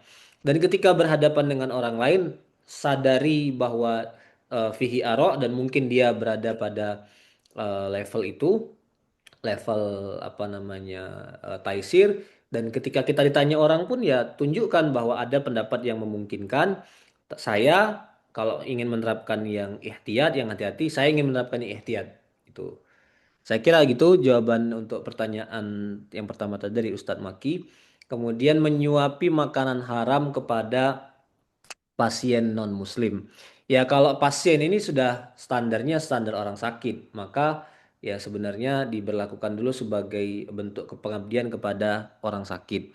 Dan karena orang Kristen atau apa namanya orang non-Muslim itu tidak terikat dengan fikih Islam, ya nggak apa-apa kita melakukan itu. Jadi kita anggap ini sebagai bagian dari muamalah duniawiyah gitu. Jadi kalau saya berpendapat bahwa orang yang bekerja sebagai provider atau perawat secara umum, kalau pekerjaannya menuntut dia untuk menyuapi katakanlah daging yang di dalamnya ada unsur babinya kepada pasien non muslim, itu sesuatu yang bisa apa namanya diterima. Membeli rumah, nah biasanya para ulama mengatakan bahwa rumah itu dihukumi sebagai sesuatu yang primer, kebutuhan primer bersifat daruroh. Jadi untuk keperluan survival eh, boleh kita mengambil perkreditan, pinjaman dari bank yang di dalamnya ada riba. Dengan syarat itu kita lakukan hanya untuk rumah pertama yang kita tinggali gitu. Kalau sudah rumah kedua, nah sudah nggak boleh gitu. Sudah haram sifatnya. Jadi kalau kebutuhannya kebutuhan pokok awal boleh. Kalau di Amerika bahkan student loan, nggak tahu ya sistem di Jepang gitu apa enggak. Jadi untuk bisa kuliah di Amerika Serikat itu mau tidak mau harus ngutang gitu. Karena pendidikan itu biayanya mahal. Kemudian sistem sosial budaya di Amerika juga kalau sudah 18 tahun anak harus mandiri. Mana ada anak yang tamat SMA sudah bisa tinggal di apartemen sendiri, bayar apartemen sendiri, kemudian juga pada saat yang sama bayar kuliah yang mahal. Lebih-lebih jurusannya juga jurusan mahal. Jadi orang terdesak dalam dengan keadaannya harus ngambil student loan yang kemudian membayarnya di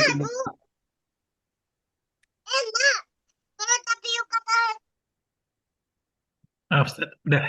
Oke, membayarnya di kemudian hari mencicil tapi jumlahnya lebih besar. Nah, student loan itu hukumnya boleh eh, mengandung riba. Jadi termasuk situasi yang dikecualikan dan menurut para ulama juga yang tinggal sebagai minoritas di dunia barat atau di dunia luar, pendidikan itu adalah tiket untuk masa depan. Jadi orang nggak punya pendidikan nggak bisa survival di tengah masyarakat, nggak punya degree nggak bisa masuk ke industri pekerjaan, nggak bisa jadi engineer, nggak bisa jadi dokter, nggak bisa dia untuk survival di kemudian hari. Nah, oleh karena itu selain KPR atau di Amerika disebut dengan mortgage, di yang dibolehkan para ulama juga adalah student loan yang sifatnya itu adalah untuk survival gitu. Itu jawaban dari saya untuk pertanyaan yang diajukan oleh maaf tadi tidak sempat saya mencatat. Mas dari tadi dari Mas Azam. Berikutnya mungkin Ustaz, ini ada dua pertanyaan dulu dari chatbox dan mungkin satu dari yang angkat tangan. Yang dari chatbox dua buah. Maaf, masih jadi perdebatan antar teman Jepang, hukum daging, sapi, ayam yang dijual sualan yang tidak ada label halalnya apakah halal? Kemudian yang kedua, untuk guru PAUD di New Zealand yang membagikan makanan pada anak-anak non-muslim, terkadang menunya babi, apakah hukumnya kalau diminta untuk membagikan mesti sudah mencoba menghindar? Terima kasih Ustadz. Mungkin Ya, yang ketiga bisa langsung dari yang mengangkat tangan, Mas. saya jawab dulu deh. Saya jawab Oke, dulu deh. dua aja. Oke, oke. Yang pertama tadi hukum ayam, sapi, kambing di swalayan umum di Jepang, hukum asalnya ya, hukum asalnya Hmm, adalah haram dulu. Karena Jepang bukan negara ahli kitab. Katakanlah kalau dia diimpor, misalnya daging sapinya diimpornya ternyata dari Australia, tadi juga Australia bukan negara ahli kitab. Sampai terbukti bahwa oh sebenarnya dia disembelih oleh orang Kristen gitu atau disembelih oleh orang Islam, maka dia bisa menjadi eh, halal hal. atau mubah gitu ya. Jadi hukum asalnya adalah haram terlebih dahulu gitu untuk yang pertama tadi. Yang kedua membagikan daging babi tadi ya. Iya, Ya ya itu ranah yang apa namanya muamalah. ranah muamalah. Kalau bisa dihindari silahkan, tapi kalau enggak menurut saya itu kita menempatkan itu sebagai hubungan keseharian aja, di mana orang-orang non-Muslim tidak dibebani dengan fikih sebagaimana orang Islam. Ya, jadi artinya kita melakukan itu sebagai bagian dari ya, hubungan kemanusiaan aja gitu. Jadi saya menganggap itu nggak ada masalah gitu. Pendapat saya personal. Baik, terima kasih Ustaz. Mungkin berikutnya ada yang resen. Mas Satya, dipersilahkan. Ya, baik. Bismillahirrahmanirrahim. Assalamualaikum warahmatullahi wabarakatuh. Waalaikumsalam. Waalaikumsalam. Ustadz, ini yang mau saya tanyakan adalah, kebetulan saya ini baru Ustadz di Jepang 3 bulan. Oke, Ini saya sekolah di sini. Terus kemudian biasanya kalau baru di Jepang itu pasti install aplikasi Halal Japan gitu. oke, Nah, di Halal Japan itu ternyata ada kategori namanya double. Double itu ketika keterangannya adalah tidak tahu berapa persen alkohol atau etanolnya dan juga mengandung doubtful ingredient seperti margarin, emulsifier, atau shortening dan seterusnya. Nah, tadi dijelaskan kalau nggak salah, emulsifier ada batasan tertentu ketika mengalami suatu keadaan jadi boleh. Apakah kalau berdasarkan itu nggak jadi double akhirnya jadi halal atau akhirnya tetap double dan cenderung ke haram? Jadi kalau double itu kan tengah-tengah. Jadi kami juga bingung nih mau mengarahkan ke cenderung halal, bismillah halal mawon atau yo apa ya diarahkan ke haram. Mohon arahnya kira-kira baiknya seperti apa, Ustaz? ya gini. Memang lebih ini sudah sampai kepada tahap level sains atau aplikasi ya. Teman-teman yang ada di lapangan mungkin yang bisa lebih menjelaskan. Sesuatu yang bercampur dengan unsur haram itu betul-betul mengalami istihalah atau belum? Kira-kira gitu. Kalau betul-betul sudah terjadi istihalah dan jumlahnya kecil, sangat kecil, maka dia boleh dikonsumsi gitu. Jadi kita bisa saling share pengetahuan. Kan teman-teman di Jepang kan pusatnya studi sains gitu. Mungkin ada yang bisa memberikan kabar, oh produk ini memang betul ada alkoholnya, ada babinya, tapi ternyata tidak membuat dia menjadi hilang gitu. Atau sebaliknya, saya yakin ini sudah apa namanya sudah hilang atau sebaliknya tidak hilang. Jadi kita bisa saling share pengetahuan.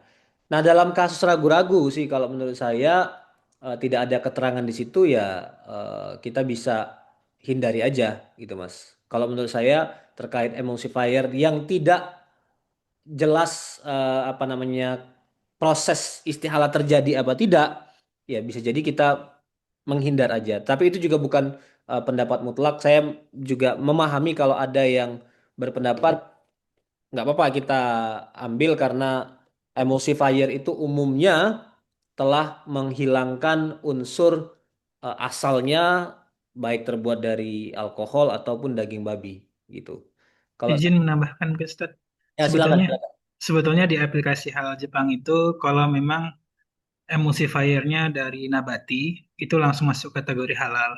Jadi Oke, sebetulnya yang emulsifier yang tidak tahu apakah dia dari hewani atau nabati itu yang masuk masbuh biasanya atau ya yang ragu-ragu doubtfulnya itu. oke. Oh, itu karena tidak ketahuan sumbernya ya, yang disebut Iya, download itu. kadang itu yang masalah. Bisa emulsifier atau shorteningnya biasanya itu. Iya. Ya itu makanya menurut saya sesekali itu kita ngadakan pertemuan tapi bukan hanya membahas dalil syar'inya tetapi justru sharing Proses kimia. pengetahuan prosesnya itu. Jadi eh, bisa jadi ada yang studinya memang bidang itu atau bekerja di bidang itu, teman-teman undang, kita serap informasinya, kita catat, yang itu kemudian nanti kita sirkulasikan kepada teman-teman. Tahapan teorinya ya bisa aja terus kita kaji terus. Seperti saya juga sudah menulis bahan, bisa dipegang lah oleh teman-teman. Tapi bagian aplikasinya kepada item per item ya kita bisa terus terus menerus memastikannya gitu. Saya nyebutkan satu contoh. Saya itu juga fatwa dari Yasir Qodhi. Dia bicara tentang gelatin. Oke, hukum asalnya istihalah itu sudah apa namanya membolehkan kita mengkonsumsinya. Tapi pada prakteknya dan dia bicara dalam kapasitas sebagai S1 kimia ya. Menurut saya prosesnya itu tidak terjadi istihalah, masih ada di situ. Dia bilang unsur yang sangat dominan Hmm, gitu. Nah, itulah yang membuat dia tidak menganjurkan gelatin kecuali hmm, kalau dalam obat-obatan. betul. Sebagian ulama mentolerirnya karena obat-obatan ya memang untuk keperluan kita recovery kan gitu. Oke, mungkin pertanyaannya berikutnya, Ustaz. Bismillah, Ustaz, terima kasih atas materi yang mencerahkan. Izin bertanya dua pertanyaan. Satu mengenai hukum minum bir atau sejenisnya yang zero alkohol. Karena pada dasarnya minuman tersebut dibuat untuk menyerupai minuman beralkohol, akan tetapi alkoholnya dihilangkan. Dan yang kedua adalah membeli makan seperti ayam di tempat yang tidak menjual eh,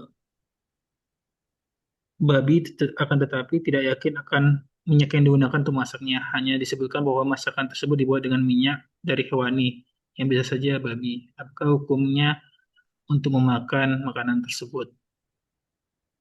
Mungkin untuk yang pertanyaan kedua, Afwan Ustadz, saya sering dapat hadiah makanan non halal dari tetangga karena tidak yakin apakah halal, 90% haram. Apakah makanan itu kami hadiahkan kepada non-muslim? Bolehkah makanan itu kami hadiahkan pada non-muslim? Matur nuwun pencerahannya. Ya, oke. Terima kasih juga untuk pertanyaannya. Yang pertama dari Ibu Susan ya. Iya, Bu Susan. Meminum sesuatu yang tidak ada unsur memabukkannya, ya tidak apa-apa. Champagne itu kan ternyata ada champagne versi non alkohol juga gitu. Jadi hukum asalnya ya sama seperti minuman bersoda pada umumnya gitu. Rasanya dimuat mirip karena supaya ada sensasi rasanya aja gitu. Walaupun saya sadar bahwa ada ulama yang memperingatkan hati-hati sudah mulai mendekat itu nanti tahu rasanya champagne yang tidak beralkohol lalu membawa kita penasaran lalu beli beli champagne yang beralkohol. Nah, itu sebenarnya kalau ada yang melarang larangan itu bentuk teguran, bentuk sadu zariah kehati-hatian, tapi sebenarnya hukum asalnya fikih itu dalam hal ini sebenarnya boleh kalau tidak ada unsur yang memabukkan di dalamnya. Nah, itu kembali kepada masing-masing ya. Kalau menyadari bahwa oh saya nanti akan mendekat kepada sesuatu yang haram lebih baik saya tidak usahlah gitu. Jadi itu silahkan kembali kepada masing-masing. Tapi hukum asalnya boleh. Kemudian membeli makanan seperti ayam di tempat yang tidak menjual babi. Akan tapi kita tidak yakin akan minyak yang digunakan untuk memasak makanan. Hanya disebutkan bahwa makanan tersebut dimasak dengan minyak hewani. Ya ini tadi yang saya sebut tadi hukum asalnya, maaf ini apa namanya, saya harus berbicara agak ketat dalam hal ini ya. Yang ini memang menjadi mengetatkan teman-teman yang ada di Jepang.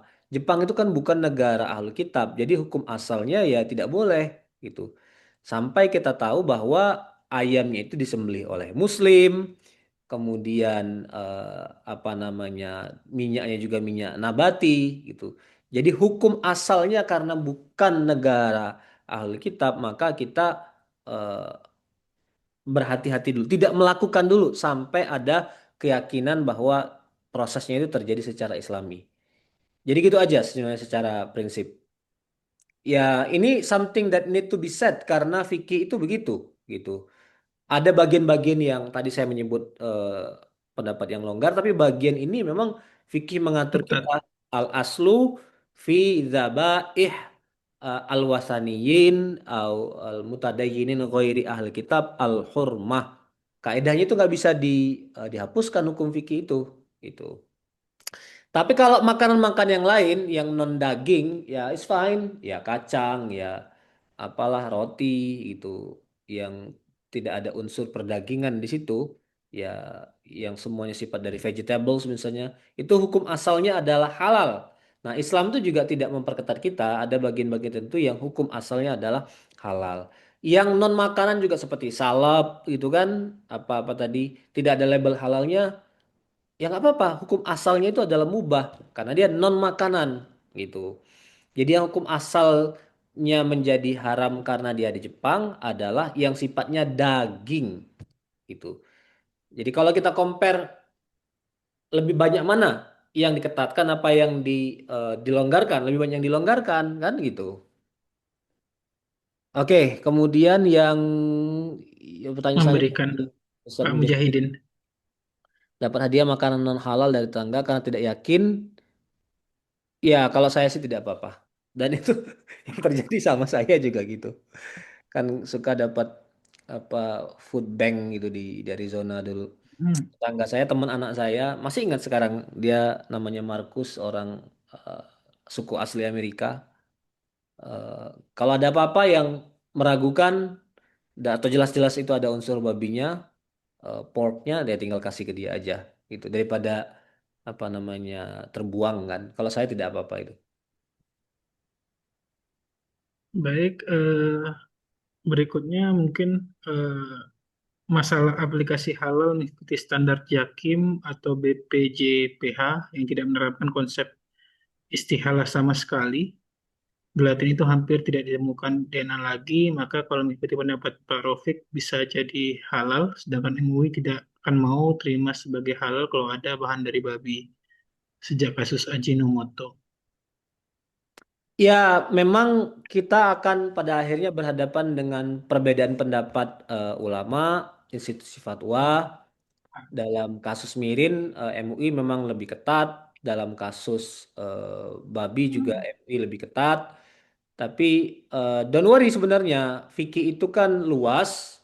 Kalau kasus gelatin, ulama-ulama di luar Indonesia yang saya sebutkan tadi, OKI, kemudian di dalam juga ada Al-Azhar Mesir, itu bisa menerima kalau terjadi istihalah gitu.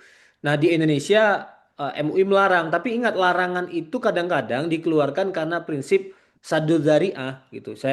MUI cuma nggak mau terjadi masifikasi industri babi aja di kalau saya membacanya gitu ya. Kalau kita buka sedikit babi sebagai emulsifier eh, bisa melakukan melalui proses istihalah, ditakutkan kemudian akan booming gitu industri perbabian. Kalau saya membaca fatwa MUI itu lebih kepada prinsip saddu dzari'ah. Nah, makanya kita jadi harus mengerti logika atau metodologi di balik perumusan hukum gitu. Dan memahami juga fikih itu ada keragaman ide, keragaman pendekatan, keragaman pendapat. Jadi kalau teman-teman ngerasa saya mau ikut yang MUI ya silahkan bagus. Tapi kalau ada yang mau mengikuti pendapat yang lain yang saya sebutkan tadi dalam makalah juga sudah saya sebut mengakui proses istihalah itu nggak apa-apa. Dalam fikih memang mazhab yang menerima istihalah itu mazhab Hanafi dan yang lain cenderung tidak. Tapi ulama yang populer juga ulama besar Ibnu Taimiyah menerima istihalah gitu, menerima istihalah. Jadi mazhab Hanafi dalam hal istihalah agak longgar. Tetapi dalam hal yang lain mazhab Hanafi ketat. Tadi soal sembelihan itu harus bismillah gitu. Justru dia wajib bismillah. Sementara Syafi'i menganggap sunnah. Kalau terlupa atau kelupaan saat nyembelih Ya tinggal dibaca saat kita makan aja. Atau implikasinya adalah kalau disembelih oleh ahli kitab orang Kristen, apa namanya, tidak membaca bismillah, ya wajar aja mereka non muslim. Yang penting kita baca bismillah saat makannya. Jadi fikih itu sebenarnya tidak ketat terus gitu atau tidak longgar terus. Jadi mixed Baik, matter.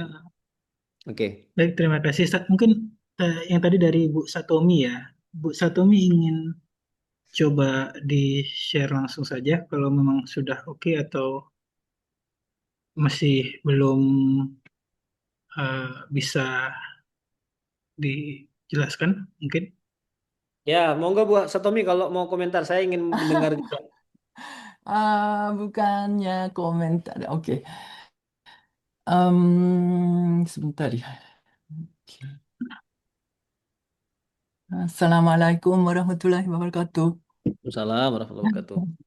Terima kasih banyak Pak Raufik.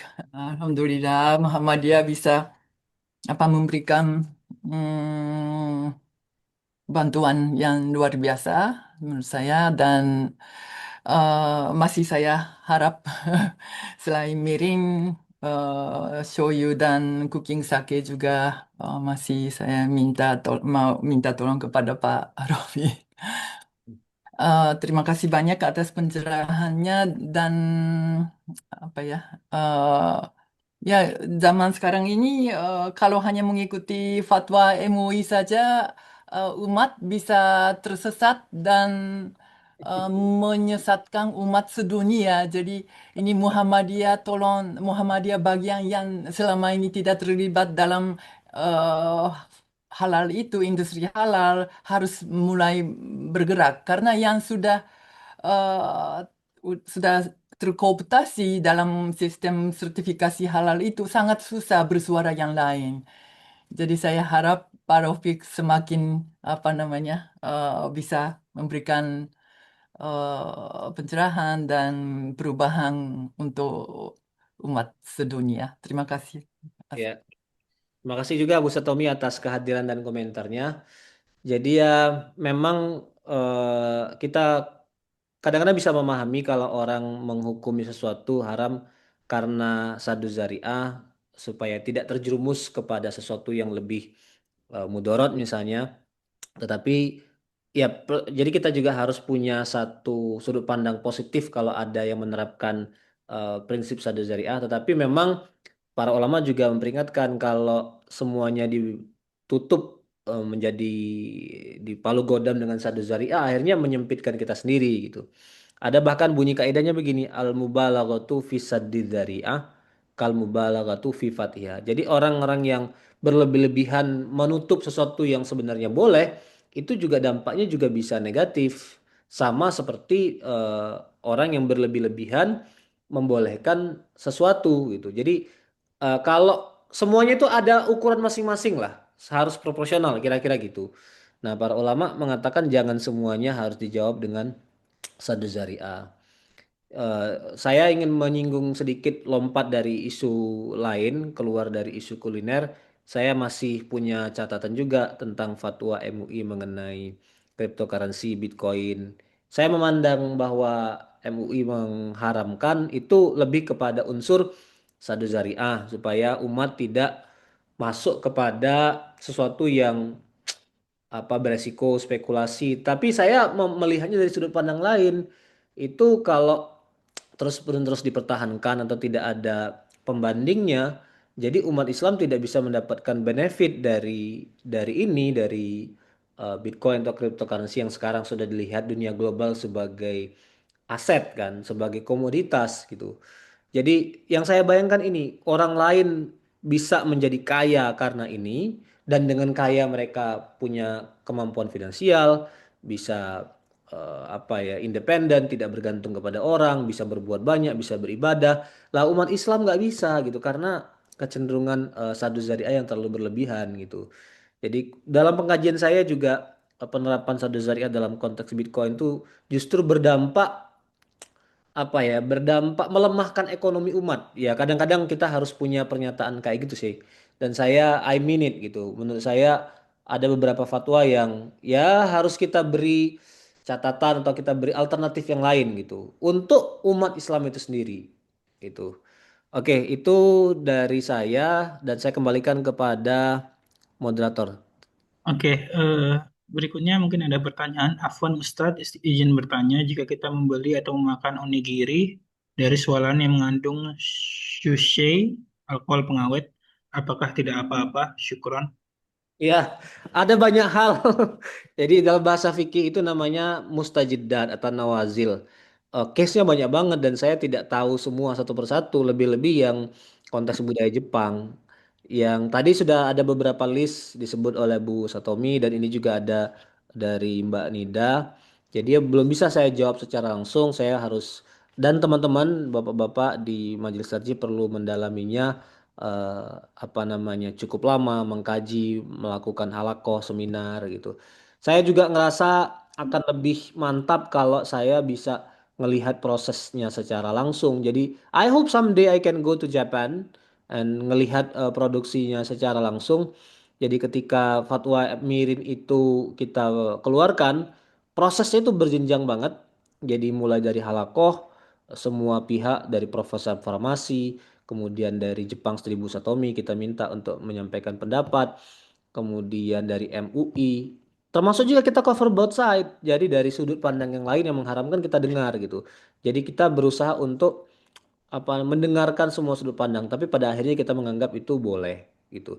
Nah, satu hal aja yang menurut saya it can apa ya boost our confidence kalau kita sudah ada di lapangan langsung. Jadi I hope someday kita bisa apa namanya, saya personal bisa melakukan perjalanan ke Jepang dan mengamati isu-isu sosial, budaya, kuliner yang bisa membawa pengetahuan yang lebih apa ya, lebih akurat, lebih empirik ketika kita berhadapan dengan masalah-masalah ini gitu.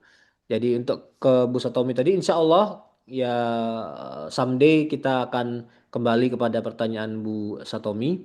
Jadi apa namanya? Tapi saya tidak menjanjikan kapan waktunya Bu Satomi gitu. Karena ya sekarang saya sudah menyebut juga Bu Satomi kita fokusnya menyelesaikan tafsir Al-Qur'an 30 juz yang juga satu pekerjaan yang harus ngebut, harus keras gitu. Tapi insya Allah lah akan ada waktunya kita punya kesempatan kembali kepada topik seperti ini.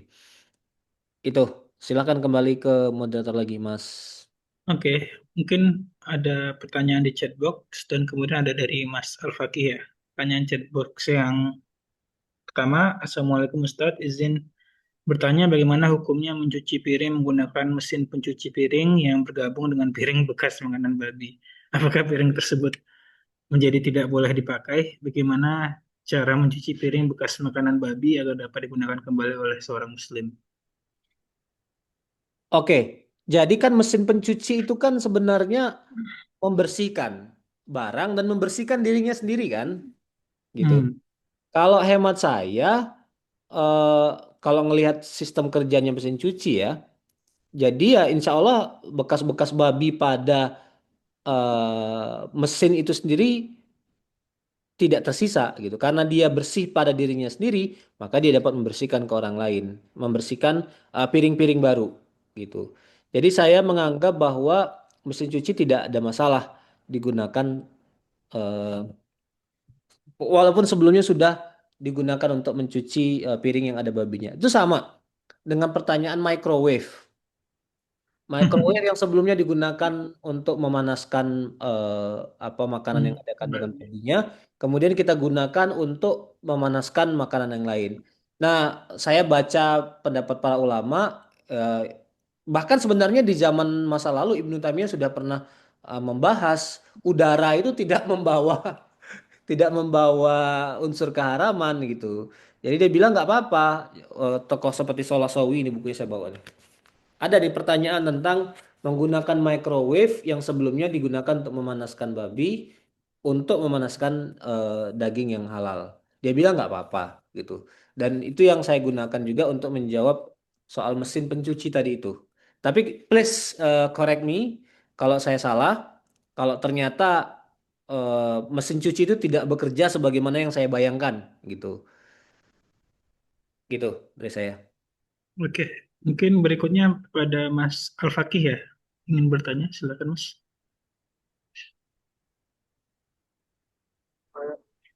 Ya, Assalamualaikum warahmatullahi wabarakatuh. Terima kasih Waalaikumsalam. atas kesempatan dan penjelasan yang begitu gamblang dan juga jelas dari Ustadz Rofik. Apakah suara saya didengar? Jelas, jelas. Kedengaran Mas. Oh, ya. Baik. Nah, terima kasih banyak. Izin bertanya, saya tinggal di Okayama. Kemudian seringkali menemui teman-teman yang bertanya mengenai halal dan haram, dan ini juga melihat dari konteks siapa yang bertanya, yaitu mungkin taraf keimanannya itu yang standar-standar saja atau bahkan di bawah standar gitu. Nah, kemudian saya menjawabnya itu eh, ya haram, tapi ya kalau kuat kau nggak kuat menahan diri ya nikmati saja gitu. Dalam arti karena saya itu khawatir karena jika teman-teman saya yang bertanya itu melihat dari standar keimanan yang mungkin jarang sholat dan lain sebagainya malah semakin parah jika eh, beranggapan dan menuntut atau mengecam, wah jadi orang Islam kok repot ya, waduh jadi orang Islam kok berat ya gitu, dan akhirnya malah mengkufuri hukum-hukum Allah seperti itu. Jadi itu yang saya khawatirkan dengan jawaban-jawaban yang tegas gitu. Nah, pertanyaannya, apakah berdosa jika saya berkata memang dalam hukum fikihnya memang haram gitu. Contoh ditanya soal karage ayam. Ayam apa namanya? Ayamnya tidak disembelih oleh ahli kitab atau lain sebagainya kemudian digoreng bersamaan dengan produk-produk haram lainnya. Jadi setahu mereka kan standar keimanannya adalah yang penting bukan babi gitu Ustaz. Yang penting bukan babi ya dianggap halal gitu mungkin standarnya segitulah gitu.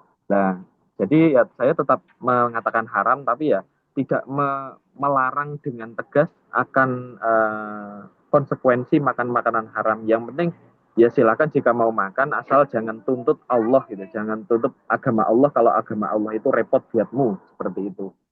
Terima kasih Ustaz, mohon penjelasannya. Ya, makasih juga pertanyaan Mas Fakih.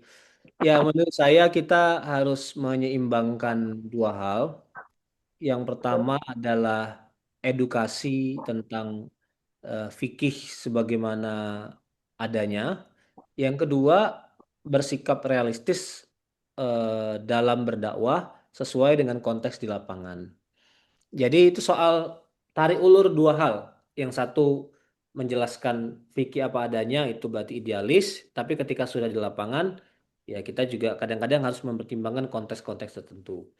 Menurut saya tetap upayakan menyampaikan syariat Islam sebagaimana diturunkan dalam Al-Quran, sebagaimana dijelaskan kepada Nabi, jelaskan Islam as it is gitu. Tetapi dalam prosesnya itu kita perlu menggunakan bahasa-bahasa yang mudah dipahami, mudah dimengerti, juga melihat momen, melihat waktu, melihat lawan bicara gitu. Cuman dalam bayangan kita, eh, dalam imajinasi kita harus muncul suatu pandangan bahwa Islam itu harus diceritakan gitu. Islam itu bukan agama yang sesuka hati manusia, dia pilih mana yang bisa dilakukan dan mana yang tidak bisa dilakukan. Islam itu kan maknanya adalah submission, ketundukan kepada Allah gitu. Nah, perlu dulu kita punya framework, punya cara pandang seperti itu. Islam itu adalah apa yang Allah inginkan, apa yang yang Rasulullah inginkan. Tapi dalam prosesnya kita bisa mencari cara, eh, mencari bahasa yang baik gitu. Dan untuk itu kasusnya bisa berbeda-beda satu sama lain. Saya juga tidak bisa memberikan komentar langsung kepada apa yang dialami dan dilihat oleh Mas Fakih. Kalau saya sih percaya, kalau kita niat dalam hati berdakwah, niatnya baik dan berhadapan dengan situasi seperti itu akan membawa kita kepada kecerdasan berdakwah, kira-kira gitu. Dan orang yang tidak berada di konteks yang sama tidak bisa ngejudge. Saya nggak bisa ngejudge situasi yang dihadapi oleh Mas Fakih karena saya tidak tahu konteks Jepang seperti apa, karakter temannya seperti apa, potensi-potensi buruk yang akan terjadi seperti apa. Kalau straightforward, jadi ya Mas Fakih sendiri yang menavigasi situasi itu gitu. Dan Islam juga membolehkan ketika kita menyampaikan dakwah secara step by step gitu. Ketika kita berdakwah di apa namanya masyarakat yang baru masuk Islam, contohnya orang yang suka berdakwah di Papua, ya mereka biasa makan daging babi. Ketika ditanya daging babi apa, boleh silahkan gitu. Karena ada sesuatu yang lain yang lebih prioritas yang ingin kita kejar, yang ingin kita capai. Setelah prioritas itu sudah tercapai dan rasanya sudah cukup mampu kita untuk membawa kepada isu kuliner, isu makanan, kita bisa menyampaikannya di level di stage selanjutnya.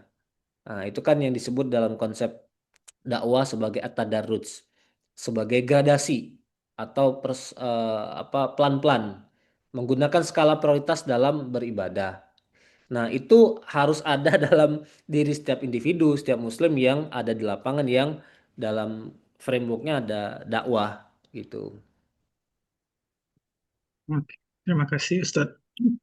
Mungkin pertanyaan terakhir ya, karena waktu sudah mendekati 5.30. Eh, ya kadang sebagai pelajar di Jepang, ya di sini ada semacam kegiatan party ya Ustadz. Ketika party lab dalam dalam kutip kawan-kawan lab, jadi untuk makan bersama dalam satu kegiatan. Kadang bisa di lab, kadang bisa di luar. Yang jadi masalah mungkin kalau makan di luar ya Ustadz. Selama ini kita menyiasati bagi yang Muslim dengan memakan makanan yang seafood dan minuman yang tidak beralkohol. Tapi kalau dari yang Ustadz tadi bilang sesuatu yang sudah pasti tidak bisa mengalahkan yang ragu-ragu ya Ustadz. Ya, Kadang ya kayak kalau makan di luar kayak semacam izakaya ya atau kayak tempat makan kadang ya itu yang agak ragu jadinya Ustadz. Jadi kebanyakan sih dari kawan-kawan menyiasati dengan makan sayuran saja atau kalaupun makanan ya udang atau ikan. Ya, kalau menurut Ustadz bagaimana cara? Apakah itu sudah cukup atau memang harus seperti yang Ustadz bilang tadi? ya Atau saya ada kira itu saran? cukup. Saya kira itu cukup. Jadi satu sisi kita menghindari konsumsi yang haram, yang jelas-jelas diharamkan dalam agama, tapi di sisi lain kita juga masih dapat apa namanya Muamalah. muamalah, sosialisasi dengan teman-teman, dan sosialisasi itu kan bukan bagian dari party, itu cuman kumpul-kumpul setelah kita belajar gitu. Nah itu harus dibedakan ya antara party yang sejak awal tuh itu ya konsumsi alkohol, orang perbuatan anu lah murni untuk just for fun gitu. Nongkrong-nongkrong di weekend yang apa namanya yang haram jauh lebih banyak gitu dibandingkan dengan oke ini pertemuan kita sesama pelajar capek kuliah kita ingin rehat. Nah menurut saya yang kedua itu jauh lebih bisa ditolerir, ada hajahnya, jadi aspek hajahnya. Kalau yang pertama lah orang di situ jelas nggak mungkin ngobrol akademik, nggak mungkin ngomong ilmiah, itu party. Jadi ya party harus dihukumi sebagai party menurut saya, yang seperti itu harus dihindari gitu. Itu kalau dalam Al-Quran bisa disebut dengan Az-Zur, surah Al-Furqan ayat ke-72. Walladzina la yashhaduna zura wa idza marru bil-lagwi marru kirama. Jadi kalau ngelihat sesuatu yang buruk, yang ada kemaksiatan, ya dia menghindar. Jadi la yashhadun itu. Jadi tidak dia saksikan gitu. Nah, tapi kalau ada eh, pertama kalau dia bukan party, kemudian itu perkumpulan sosial, walaupun di dalamnya ada alkohol, ada daging babi, ada hajah, ada kebutuhan, sepanjang kita bisa membentengi diri, tidak ikut-ikutan makan yang seperti itu, kita punya cara makan kita sendiri, itu menurut saya itu masih bisa diterima. Bahkan menurut saya itu kadang-kadang harus dipikirkan sebagai bagian dari dakwah juga. Jadi kita berada di forum itu kan sebagai bukti bahwa kita eksis secara sosial. Orang Indonesia itu tidak sembunyi di kamar aja atau tidak hanya bisa berkumpul dengan sesama orang Indonesia aja, tapi juga bisa berbaur. Karena sebagai diaspora kan kita harus berpikir tentang integrasi sebenarnya. Itu tahapan paling basic, tahapan paling bawah itu integrasi. tahapan yang lebih tinggi dari integrasi adalah kontribusi. Apa kontribusi kita kepada masyarakat? Jadi jangan terus-terusan menghindar dari forum-forum sosial seperti itu. Navigasi aja lah, navigasi. Navigasi itu kalau tempatkan diri sesuai dengan porsinya, sesuai dengan tempatnya. Karena keberadaan kita itu adalah representasi Indonesia, kebudayaan Indonesia, representasi Islam.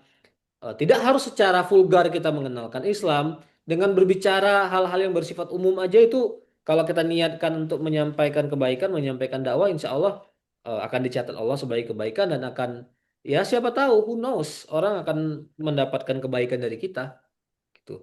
Baik jangka pendek ataupun jangka panjang gitu. Itu dari saya. Sebetulnya juga ketika kumpul-kumpulnya di lab, dalam belakangan ini saya ada ngusulkan boleh nggak saya yang bawa dagingnya, kebetulan ada daging halal Nah, kan, itu lebih bagus lagi tuh. saya minta istri yang buat dan mereka agak terkesan mau bawa sendiri dari rumah daging tumis Iya, paprika iya. kalau nggak salah ya, mungkin itu bisa jadi jalan, Ya, betul betul bagus itu. Itu inisiatif bagus itu. Insya Allah. Oke, baik Bapak Ibu. Ada lagi pertanyaan? Mungkin karena sudah waktu sudah menunjukkan jam 5.31 ya. Mungkin sebelum kita tutup ada baiknya kita on cam dulu, kita foto bersama sebelum acara selesai. Silahkan kepada Bapak Ibu untuk membuka kameranya.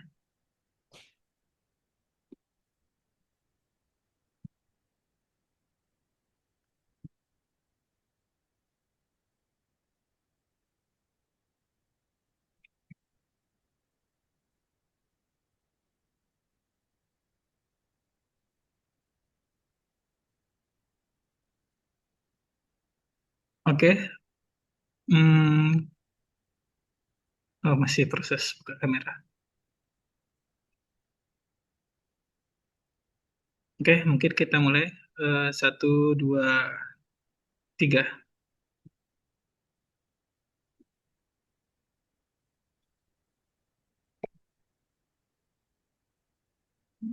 Oke, baik. 1, 2, 3.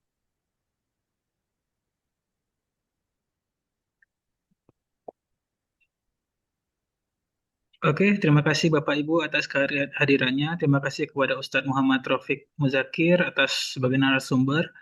Eh, Insya Allah nanti kita akan adakan lagi kajian tarjih berikutnya, tarjih dan tarjih berikutnya. Kita tunggu untuk yang berikutnya. Sebelum acara kita akhiri, saya bacakan doa kafaratul majelis. Subhanakallahumma wa bihamdika. Asyhadu an la ilaha anta astaghfiruka wa atubu ilaik. Terima kasih. Assalamualaikum warahmatullahi wabarakatuh. Waalaikumsalam. Terima kasih Ustaz Terima kasih, Rafiq, Ustadz. terima kasih Prof. Satomi sudah hadir Terima juga. kasih banyak. Teman-teman semua. Terima kasih semuanya, sama-sama. Senang bisa Kemudian insya Allah kemudian bisa hadir ke sini nanti next time Ustaz. Amin. Terima kasih. Amin. Mohon maaf sambil di perjalanan.